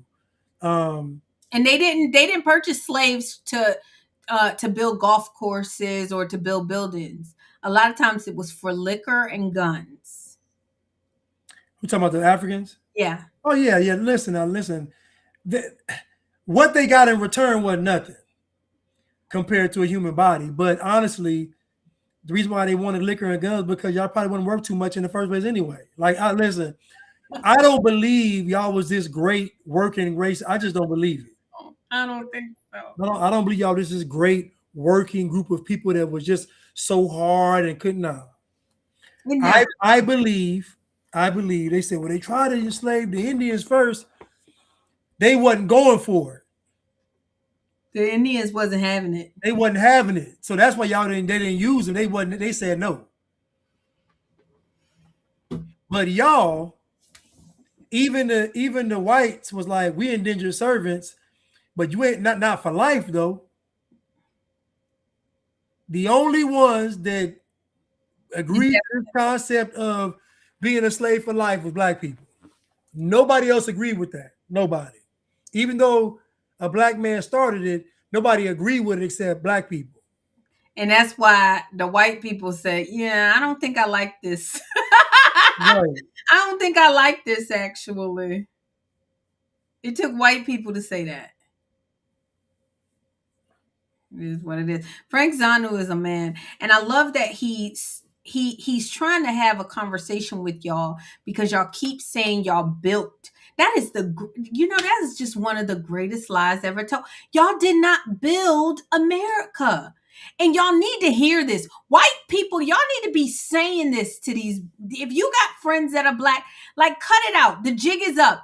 Everything that y'all have gotten has been from white people. Maybe not the STDs that y'all got, but definitely everything else y'all got was from white folks. You all, okay, let me contextualize this. Working on a railroad is not the same as creating a railroad. Thank you.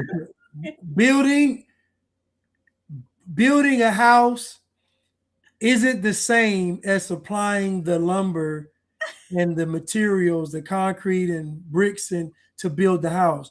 That's what I'm saying is Designing. And I know Austin, all script didn't like this, but don't talk about my friend Blanche. We don't operate from the premise that black people built the house. No, we don't. Now, black people may have helped build the house, meaning they may have laid down a few floorboards. They may have cut out a few window frames. They may have done some landscaping, but they didn't build the house, meaning they didn't independently on their own go chop down trees to create some lumber to form this wood. They didn't do that. Design did. They didn't do none of that. So when I say they were on the couch, they're actually on the couch. The house was built by somebody else, and they're on the couch, meaning they didn't even build the couch. Yeah. So you're being allowed to be in the house, but you can't contribute. You can still clean in the house.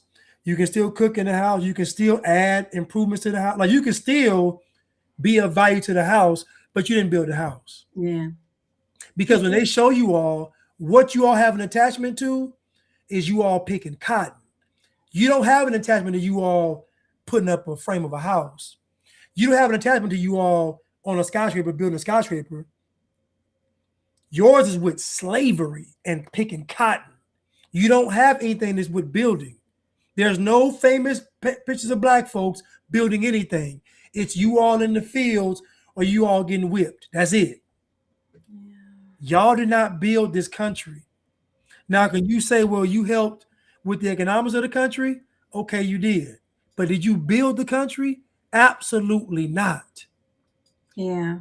It's true. Janan said employer versus employee. I'm sorry, the employees helped to build the business, but the employees didn't build the business. That's so true. And I'm sure that they were grateful for your contribution. However, you didn't build America. And that's the lie that's got to stop. Like, slaves did not build it. Think about it. Look, I'm doing Blanche. You know how Blanche does. Think about it. Blanche, I'm taking your words, but think about it.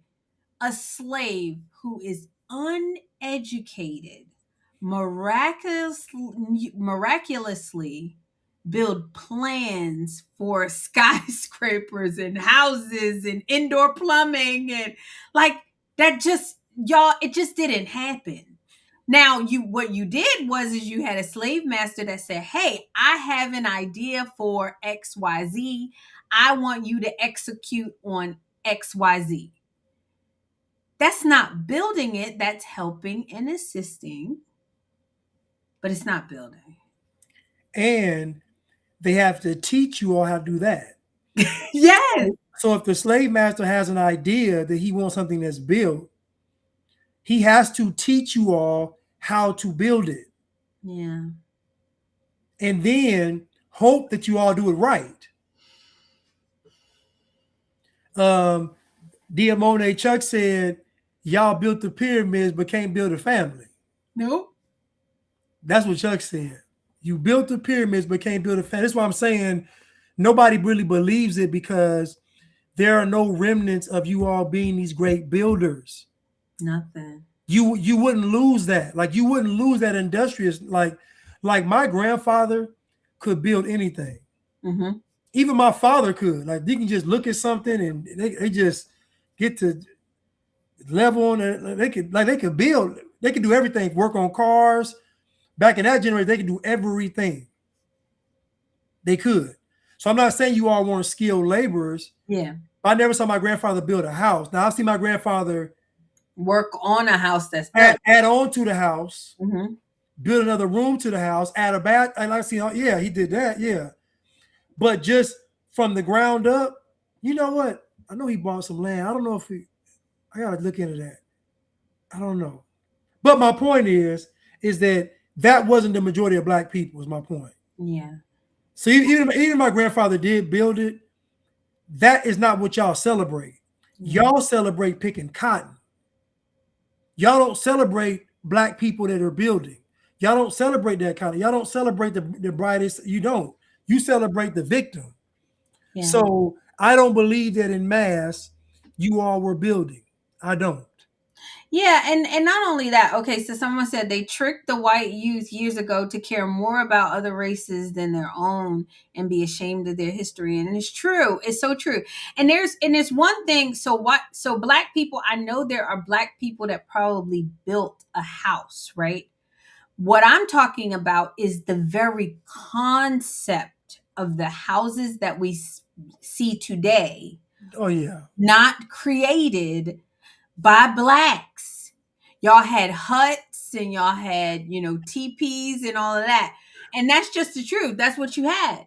The concept of housing today, indoor plumbing, upstairs, downstairs, all of that, like not with mud, but with wood and farming the wood and all, that is all whites. That just is the truth. Sorry. Yes, and even if my grandfather built some houses, let's just say he did. I can't really remember, but let's just say he did. That's still not the same as building a country. It's not the same as building railroads and streets and sidewalks and carving out, building dams and underground subways and electrical grids and submarines. White folks build submarines. White folks build stuff to go in the air and underwater. Yes. Airplanes and submarines. Black folks, y'all didn't do that. Come on now. And it's not that we don't want y'all to. I mean, we wanted to believe this too. When we were black, Blanche, we wanted to believe this, y'all. It's just not true. It's just not true. There's no history of it. Look at the black. I'm asking y'all, poll the black people that you know today. Poll them and just ask if they know anybody that even knows how to work on a car these days.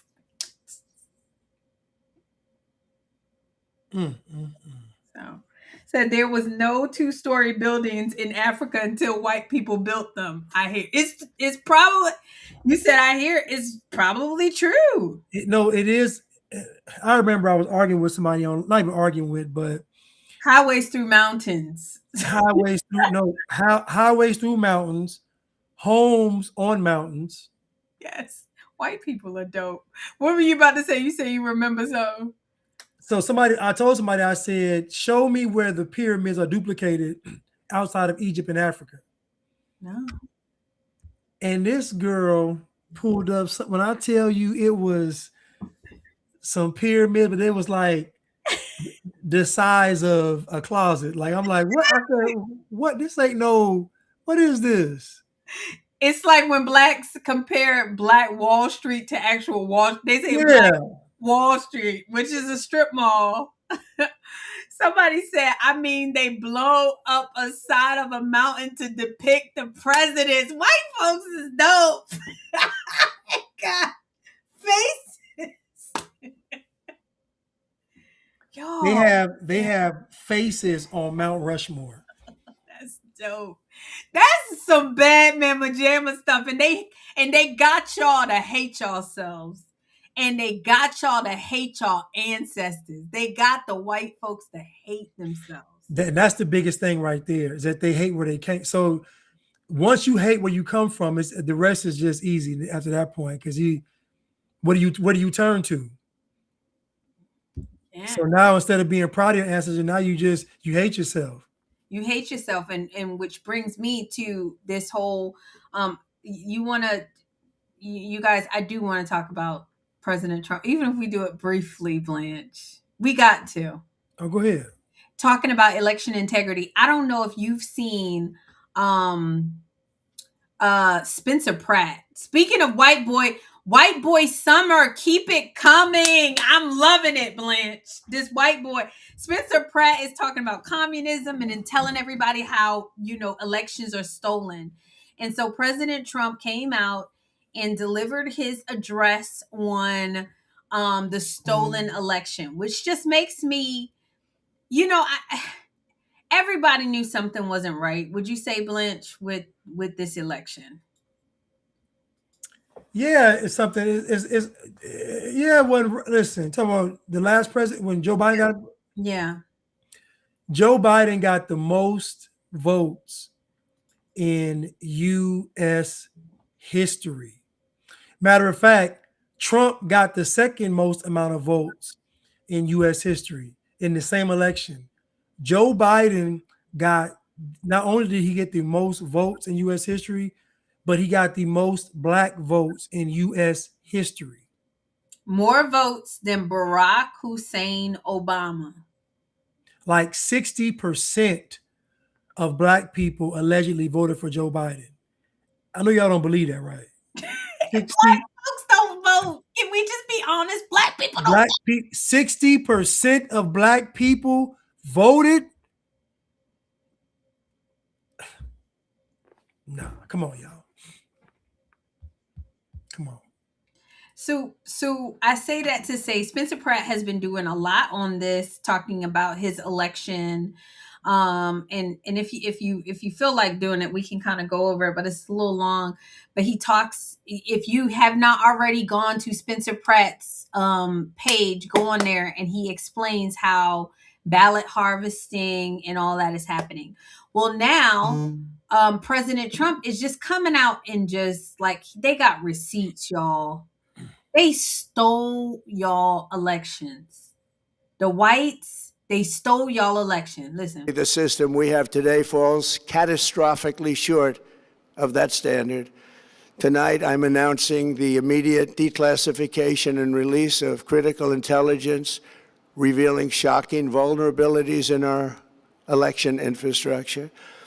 This evidence shows that the election system we have dangerously exposes like levels never thought possible to hacking, exploitation, and foreign interference. Just as disturbingly, this vital information has for many years been covered up and hidden from you. The American people, our beautiful, our great American people, But that all changes right now. The documents we will release starting tonight have been gathered by the White House Government Transparency Task Force, a great group of people, along with the staff of the President's Intelligence Advisory Board, supported by our top intelligence agency chiefs, who have all personally reviewed the findings. We are presenting this evening and fully confirmed their authenticity. You can see these documents for yourself at whitehouse.gov. That's So White House. they stole y'all elections. White people, white Americans, they stole y'all elections. Blanche, what they gonna do about it? Nothing. I know, it's so sad. Blanche, I don't want to believe that.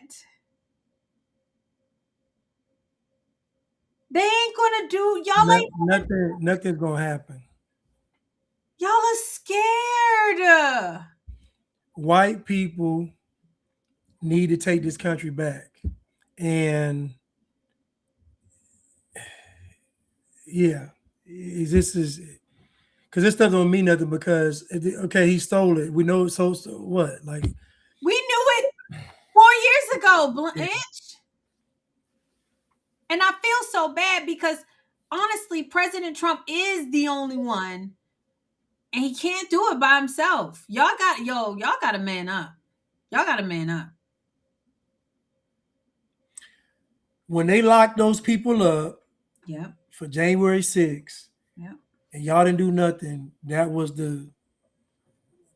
it. Because ain't no way us coming here protesting a stolen election and we got to go to prison is crazy. Yeah, but LARPing for Cash said white people went to the Capitol for January 6th. Don't you remember? Yes, I remember that.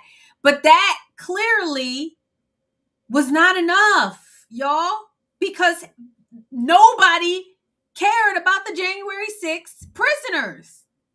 They let them stay there for 4 years, Blanche. In Thank prison, God President Trump won. in prison 4 years, and all to find out that y'all were right. you were right, boy. Listen, You should be tearing up. I don't hear no marches or anything, Blanche, outside my house. I'm gonna tell y'all this right now, white people. Whatever y'all complaining about, if y'all show some solidarity, everything changed the next day. Trust me. Yeah. If y'all say enough's enough, trust me, it'll change because they know when y'all get bucked, it's for real. Ain't no more hiding, no more playing. Because y'all got a track record of when y'all don't like something, y'all threw the tea in the water for a 1% tax increase. Y'all like this. So y'all answers was about it. Bout it, okay? Somebody said, why don't you get out there? LARPing for Cash, that's not my ministry. It's not my ministry, sweetheart. It's not. I'm really, really, really praying that white people get a backbone. Like President Trump. Y'all better start acting like these Jews out here. Y'all better start acting like these Jews. Because I guarantee you the Jews wouldn't have let them do it to their communities, their country. You can't do it. You go to Israel. You can't do it now in their country. They over there losing it on them Israelites. I mean, I'm talking about on Israelites. They over there wilding on them Iranians. You can't. And guess what? That's how white folks should have been. Yep. And at this stage of the game, it got to be something extreme, though. And I'm telling y'all now, this is how powerful y'all really are. People are crashing out based on what y'all are saying. Yep. Y'all haven't even shown any kind of force, and they're already terrified off of words. Yeah. Imagine if, when I say show force, I'm not talking about the fake neo-Nazis walking and all. I'm talking about So fake. I'm talking about the real white people, like the real white folks. Real white people, like enough's enough. Once y'all get to that point, it'll change. Trump get on TV the next day. We're going starting today. We're going to have some things change. National emergency. Yes. National emergency when the whites get mad. And you guys, we need y'all to be white. We do not want to live in a brown hellhole. I'm sorry. We just don't. These people don't build anything. It's just the truth. All they Black people are not going to stand up. Nope. Nope. Well, I'm gonna say this right. Nobody is going to stand up except white people. This I know this. Yeah. So I'm just telling you now. Ain't nobody else gonna do it. When it comes to saving America, it is going to be on the shoulders of white people. I know it sounds bad. Maybe a few blacks, a few Asians, a few whatever, but the majority of folks are not going to join into the fight to say that they're not going to do it. Yeah, yeah, and it's so and we need y'all to be white. Okay, we so close. Okay, like I said last, like we so close to getting flying cars, Blanche. We going to Mars. We getting energy. We so close. We don't want to mess this up. White people, we need y'all to come correct. Yes, I do. Yeah, I do think it's a setup, but the setup is for white people to crash out. Yeah. And I'm not saying crash out. They want white folks to get in the streets and just go berserk. Yeah. So they can, I'm not saying that. I'm saying that when I say solidarity, that means it starts with the household, then you go to the school boards, then you go to how you want your communities. It's a systematic approach you could use that'll work easily because y'all got the numbers. It'll easily work. But the problem is that taking these steps are going to make you seem like you're racist. And you just need to be racist. So you just got to, that's what I'm saying. You got to be okay with being called racist. Like once y'all get to that point, everything else will be cool. Once y'all say racist, okay, we good. Yeah, we racist. Let's go. Keep going. Exactly. Y'all, I went to the 7-Eleven in my neighborhood the other day, Blanche, and it was 2 white girls, and I was so happy.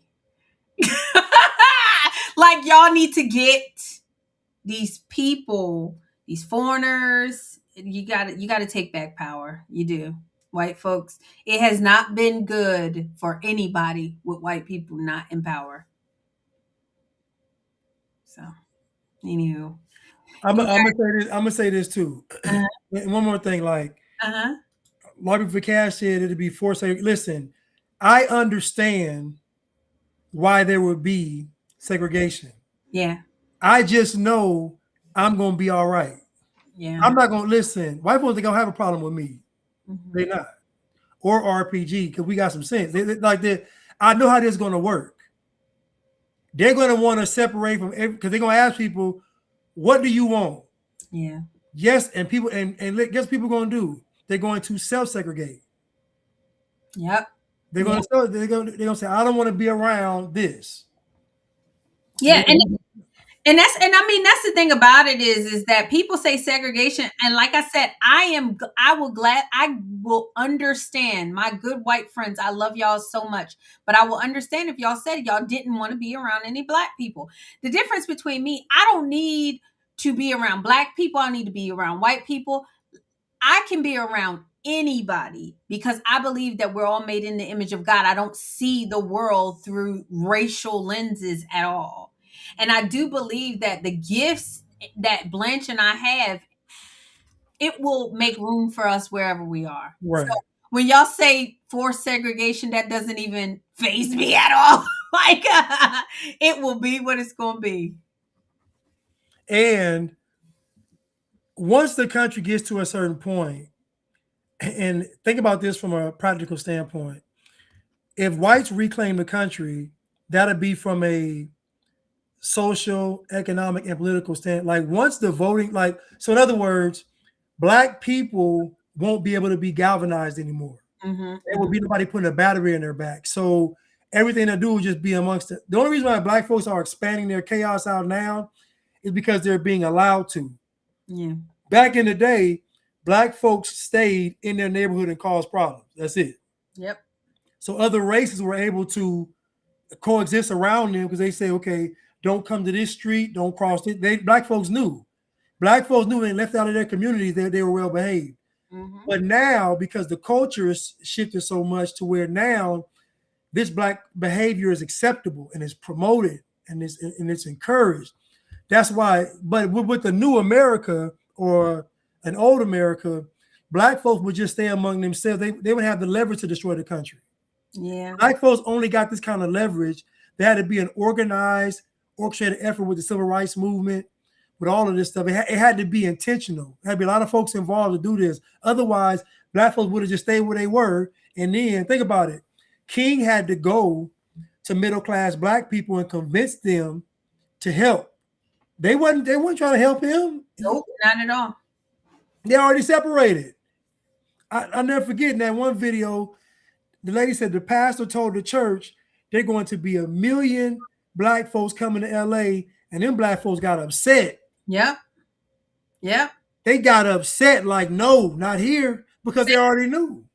Same thing with the immigrants. The immigrants don't want a whole bunch of like illegals over here because they already know. It's the white folks that think that everybody's the same, that everybody has your morals, everybody can do things, and everybody's sweet. I don't know if we can have a two-state solution with blacks and whites. So I'm with you, the Stoke division. I don't know if you can. No, listen, the problem is, RPG, is that black people have had outside help from liberal Jews, liberal whites, communists. If it's just black people left alone, they would just be in their own tent, their own stuff up. Somebody had to come in and put the battery in their back and put them at the head of this and give them this and let them move in here and let them come over here and be the CEO here, win a case over here, win a case. Like all that stuff was orchestrated to get black folks to expand out of where they were. Yeah. Before all of that, black folks stayed amongst themselves, tearing up, and the black folks that had some sense got away from them. Exactly. And that's what I want. Honestly, we just got to get away from the people that don't have no sense. Okay.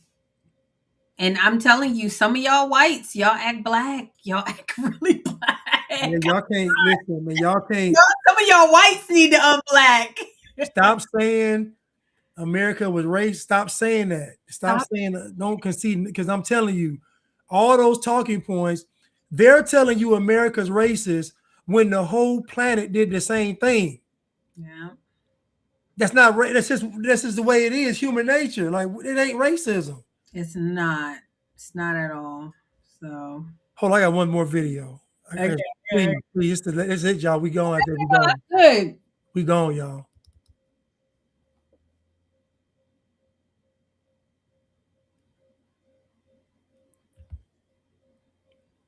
Somebody said my parents and grandparents never mentioned MLK. Hold on. Sorry. This is what's wrong with a lot of niggas, because a lot of niggas have black supremacist type of mindsets, but they'll call out every bit of white supremacy. They'll call out every bigot, and there's nothing wrong with putting yourself. What is black supremacy? Go ahead. It's the same shit as white supremacy. It's the same shit you never could be. Never could be. When have we ever had the upper hand? So what does the black supremacists do? Let my nigga talk. So do you think Carmelo should have ever got any conviction?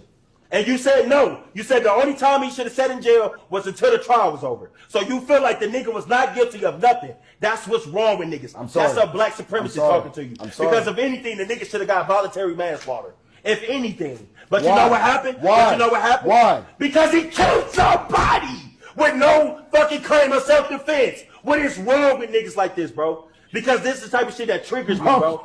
Because a nigga is really sitting up here saying, why? Why? That don't make sense, Josh. Because he killed somebody? What I'm telling to you is, why did he kill somebody? Did he kill somebody? Why did he kill somebody? A piece of gum? Why did he kill somebody? Like he stole a nigga iPhone? No, why did he kill somebody?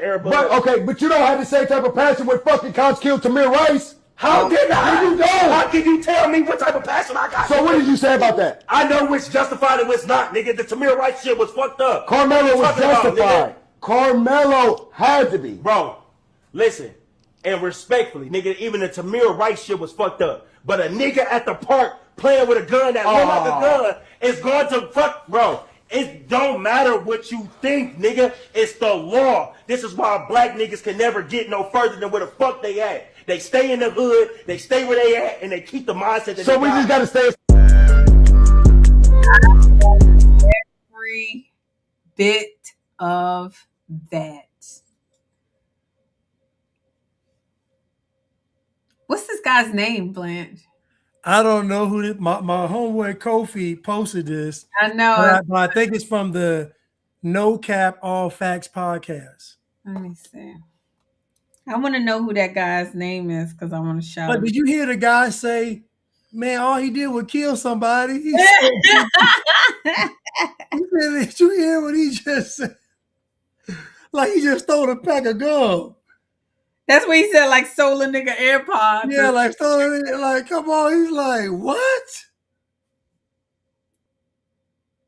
Hold on, I'm gonna find what this guy's name is, because I think that it's really really interesting. But y'all, he's still black, obviously, and this is I love black people. He tall like that. He hype. He, you know. But then the dude brought up because somebody said, are these dudes drunk? No, they just black. Randos. They're not drunk. Black.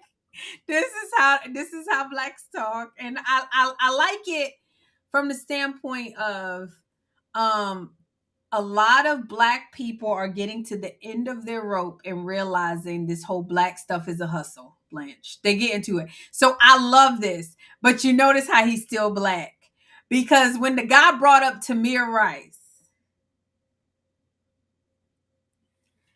No, but hold on now. I'm gonna give him credit though. Okay. He said Tamir Rice was messed up because they shot the boy so quick. But ironically, that's the one black folks should have got upset about, but they didn't. What Tamir Rice? They mad at him. It wasn't no mark. They didn't do near what they did for George Floyd or Trayvon Martin. None of them with that boy. Anyway, but you heard what he said. He said, but even Tamir Rice, he said, you in the park playing with a gun or something, look like a gun, you know what's gonna happen. Like, cause it's the law. So, like, even with that, he gotta concede that, yeah, that boy was killed, but also you in a public place playing with what is believed to be a gun. Okay. Okay. I thought, you know what I'm saying? So he's saying, even in that case, even though it's messed up, he's still, it ain't just like he just got randomly shot. He's in the park scaring folks with something that appears to be a gun. So so even in that case, that's why he said, because there are laws. Yeah. He said that's why black folks stay where they are, because they don't want to believe, they don't want to follow the laws. Yeah. That's why y'all say stuck in the hood. Y'all want to follow the laws. Which was all true. He said even though it was messed up.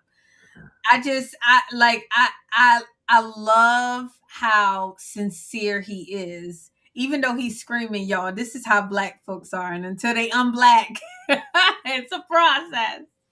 They be acting like they about to fight, having a conversation. Because in this guy's case, though, he's trying to rationalize how black folks are thinking like this. Because he's upset because he said,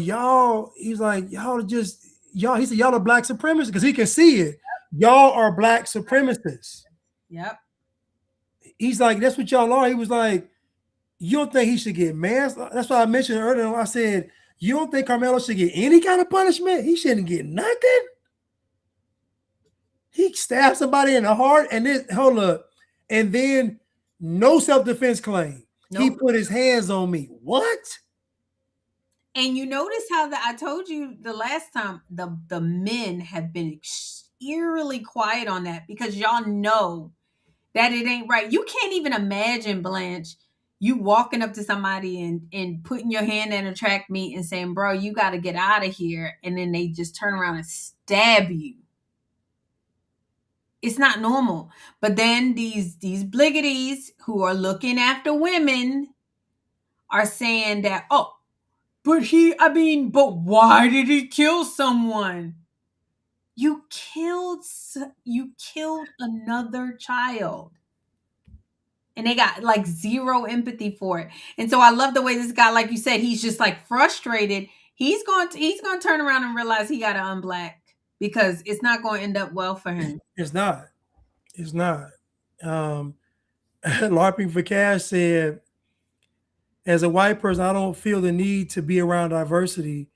It is the enemy of the white race. And the problem is that nobody else practices diversity except white people. Only white Y'all people. y'all are the only ones that have ever done it, successfully done it to your own detriment. You're the only ones that are willing to do it. You're the only ones that continue to do it. You're the only ones that want to include everybody. I mean, that's why I said what they were calling racism was just self-preservation. Yeah. That's all it is. And LARPing for Cash, I hear you, fam, but the enemy to the white race is the women and the cucked men that are in rebellion. The white women and the white cucked men. That's the enemy. I mean, Black folks really are just only doing what you allow them to do. And that's what I would say, even with the women and the men dynamics. Women are only doing what y'all allow them to do. Black people are 13% of the population. 13 to 15 depends on the day. You think that they should be running your cities? They should be running their cities, and they're running their cities to the ground. And then they get you to elect them to run your cities. And then when they run your cities to the ground, like LA, y'all don't say a word. Y'all just move out, kindly move out. Y'all vote with your feet, like you said. No, you need to vote with your hands, bro. The problem with the white race in America is that half of the white people in America are liberal. Yeah, 50%. And then the other half that's left, half of the conservative side are really what they call rhinos. Yeah. It's really only probably about 25% of white folks in America that are actually what I would consider truly white and truly American. The most, and the problem is that you all will be, even if you remove every person of color out of America, there would be a civil war between libtards and conservatives. Like y'all, like whites would be fighting each other because liberals are still going to be crazy. Think about it. A liberal is more dangerous without a black person around them because they can't hide behind a person of color. So they can't use. So now the actions get more extreme. That's when you look back in the past, those white communists did more extreme things like bombing stuff and kill, because they were able to use persons of color like they do now. And so really what you all have created was a great society, probably the greatest ever, but it came at a cost. And the cost is that you've let the barbarians into the gate. And now the barbarians are in the kitchen, they in the bathrooms, they in the bedrooms, they're everywhere. Like they're so woven into society. Stay in the. I wish. I feel for white people. I really do. I really do, because like 50% of your community is in rebellion against your future, against your ancestors, against your legacy, against your children. And y'all, honestly, why do we care? We've already said it. We have benefited from the freedoms and the privilege that we've had to be Americans. And so we want to preserve that. We've seen what diversity looks like, and we've seen what Black folks in power looks like, and I don't want no parts of it. But the problem is y'all gotta get those women and them cucked men in check. Tish said multiracial isn't the real issue, multicultural is. And that's the biggest problem. It isn't the fact that you are around other races. It's the fact these other races don't adopt Western culture. That's the problem. You don't Western culture, they do. Huh? They don't demand that they do. And that's really the problem is the assimilation should have came with a standard of you have to adhere to these American ways. You can't stay. Yeah. That's what it should have been. The old saying was, when in Rome, do as the Romans, because if you were in Rome not being a Roman, they kick you out. So it should have been that same way here. But the problem is they made white people feel guilty about being human beings. Because everything white folks have done, everybody else has done. It's not nothing that was new, nothing that was worse, nothing that was, they were just human beings. And so they got white folks believing that they were wrong by birthright. You said most whites are conservative. Okay, let me ask you a question. Look at our government right now.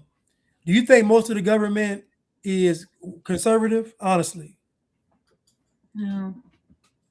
They're just not, y'all. I'm just saying, because even conservative whites say slavery was bad. We know America has some racism. America has a bad history, but no. Y'all need to not let people say that about your ancestors without saying it about their ancestors. I'm telling you, from Genesis to Revelation, slavery has been practiced, you guys. And they only make white people feel guilty. Like you said, you could literally go to an all-black church and no one walks around and says, there's no white people here. And if I go to a white church, white people will say, we need more diversity. Like, seriously, y'all are the only people that people force that diversity dildo right up your rear, and y'all let it happen. And so that's what I'm saying. Black folks are not your problem. Indians are not your problem. Asians are not your problem. Jews are not your problem. You sound very black when you state that they're your problem. You guys not enforcing the standards that your ancestors put in place. You guys not enforcing the laws that your ancestors put in place. You guys becoming ashamed of your ancestors and your history. That is the problem. And you can get mad and say, deport them all. Honestly, like you said, it's not even a color thing. These are the rules when you stay here, whether you black, brown, green, or blue. Yeah. Yeah, and again, I'm gonna be the first one to say that the problem is internal, because even if you remove all of the races out of the equation, you're gonna have to fight against the rest of these white people. I'm telling you, you think these white folks aren't liberal, they are. I talk to these, even the ones, because you got to think the civil rights movement did a number on this country. Yeah. And not really the civil rights movement per se, but how it was revisited afterwards. How it was pushed afterwards was the real issue. I don't think it even was the movement so much as it was how it was revisited, how it was remembered. So even conservative whites respect and hold MLK in high regard, and they shouldn't. The fact that he's a pillar, he's a figure that's positive for both the left and the right is problematic. It's problematic when he should not be anything on the right, because he was horrible. But the fact that he is still held in high regards, King was a conservative. He was a Republican. No, he wasn't. Malcolm X wasn't. Like, these people weren't. They weren't. And so this is what I mean by there has to be a reckoning among white people to say we're going in this direction or we're not. Same thing with Europe. What's happening? Think about it. Europe didn't get conquered because immigrants just came into the country. There were enough white people to say, open the gates. That's all it is. It's the gate. The gates is closed. Whoever has the largest number gets to open the gate. Yeah. So in Europe, they just open the gate. And then conservative whites, because to a fault, most conservative whites don't really care, because they're pretty much more self-sufficient. They're more driven. They're more independent. So they don't see threats the same way. If it's not an immediate threat in their face, they don't too much concern themselves with it. But then when they look up 20 years later, your country is shutting everything down, to prey on the ground 5 times a day. So I just think there has to be a reckoning of listen, same with black people. Black folks having this right now where it's going to be a divide amongst black people. I ain't gonna say it's going to be a big divide. It's going to be a divide. It's going to be like a small percentage saying we ain't with them no more. I'm just telling you, you have to have that reckoning amongst white folks, and otherwise it's going to be a constant fight between whites, and then to the victor goes the spoils. That means whoever else can be used. Yeah. So it's a tough pill, man. It's tough. To the victor goes the spoils. Y'all better jump on Team America, Team Your Ancestors. And when people start talking to you guys about slavery, say, oh, yeah, and just don't be affected by it anymore. Don't be affected by it. It's been practiced throughout history. And I encourage you guys to be proud of who you are. Someone was saying that President Trump is changing the museums. He's changing the museums because literally you let people come in here and tell you that your only history was slavery. Y'all let people do this. And you guys are going to have to, like you said, a reckoning, Blanche.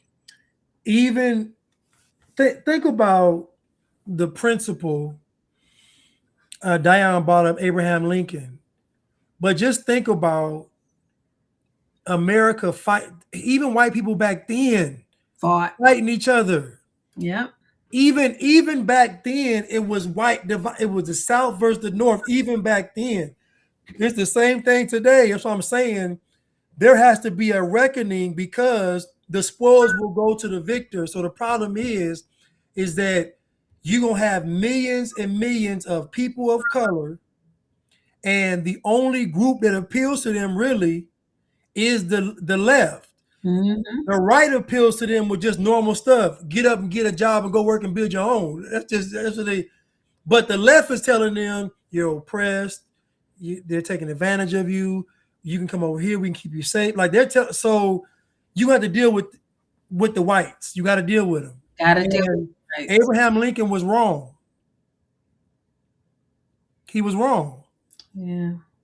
And I'm saying he's wrong because of the principle of it is you can't tell the states what they should be able to do. Period. You can't do that. The same thing with COVID.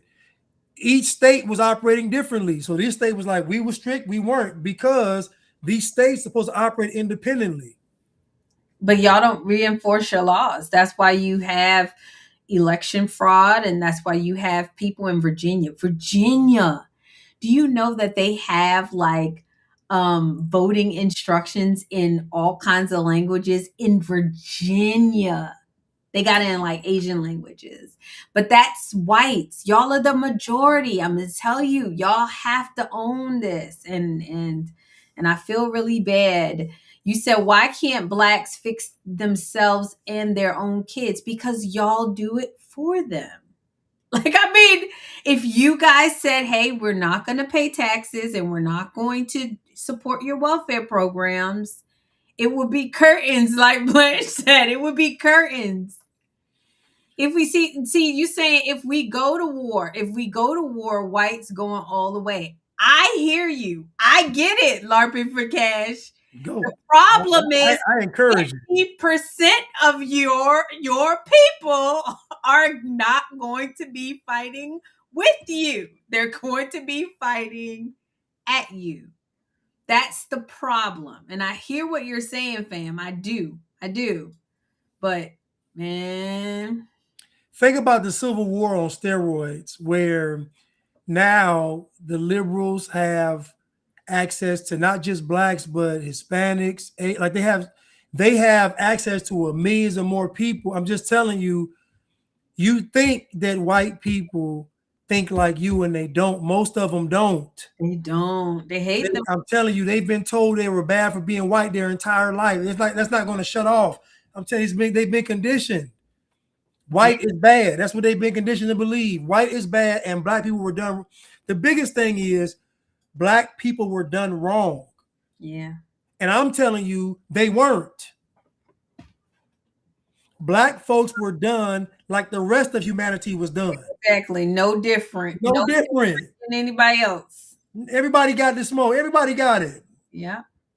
And And I mean, you hate to say it, but you guys are really going to have to deal with that 50%. Y'all, I went to when I went to Santa Barbara, this white lady, and she had her beautiful white family and her husband was there, and they were lecturing me and Matt on the fact that we didn't understand that white people are racist and we need to understand that we're oppressed in this country and we don't have the same opportunities. This white person is lecturing me. That's what y'all gonna have to deal with, bruh. But I wish y'all the best. We just trying to help. Yeah, listen. We don't listen. We do not want to live in an America that's a third world country.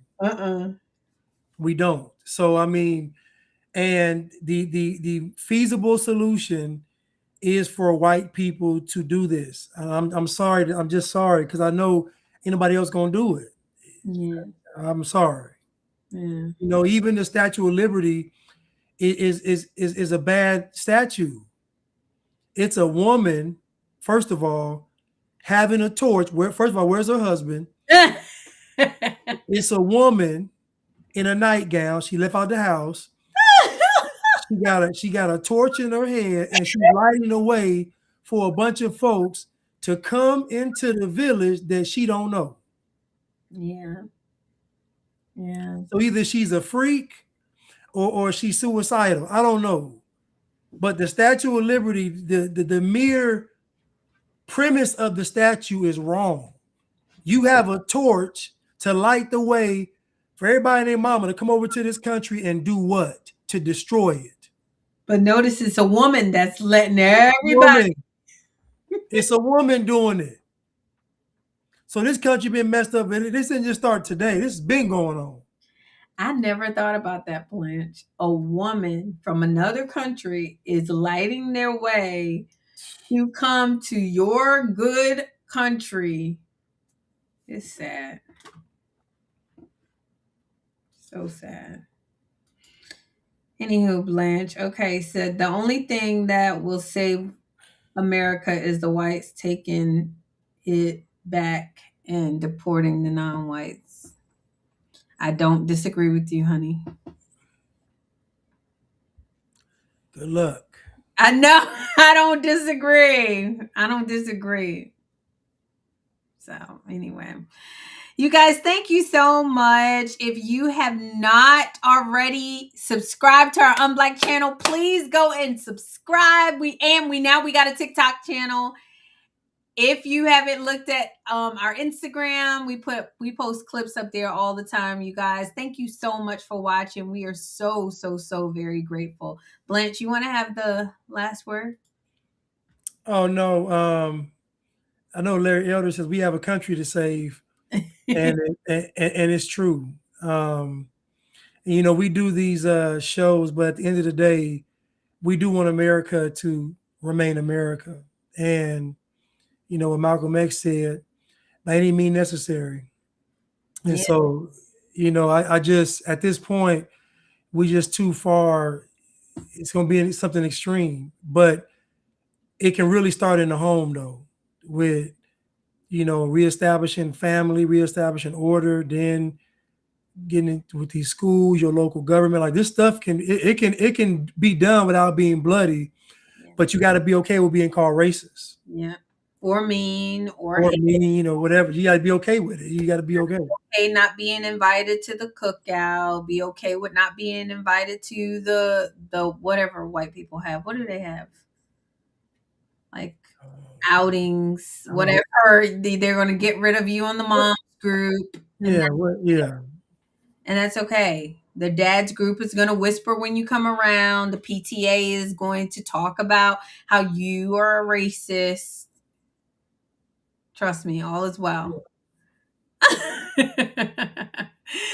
All right. Thank you guys again. Blanche, have the last word again. All right. Come out of the dark and into the light. Unblack it. Peace. We step in out the dark into the light. No more blind. Now we see. black, I'm free. I'm black, we're breaking free tonight. I'm black, I'm black, walking in the All right, good night, y'all. All right, sis.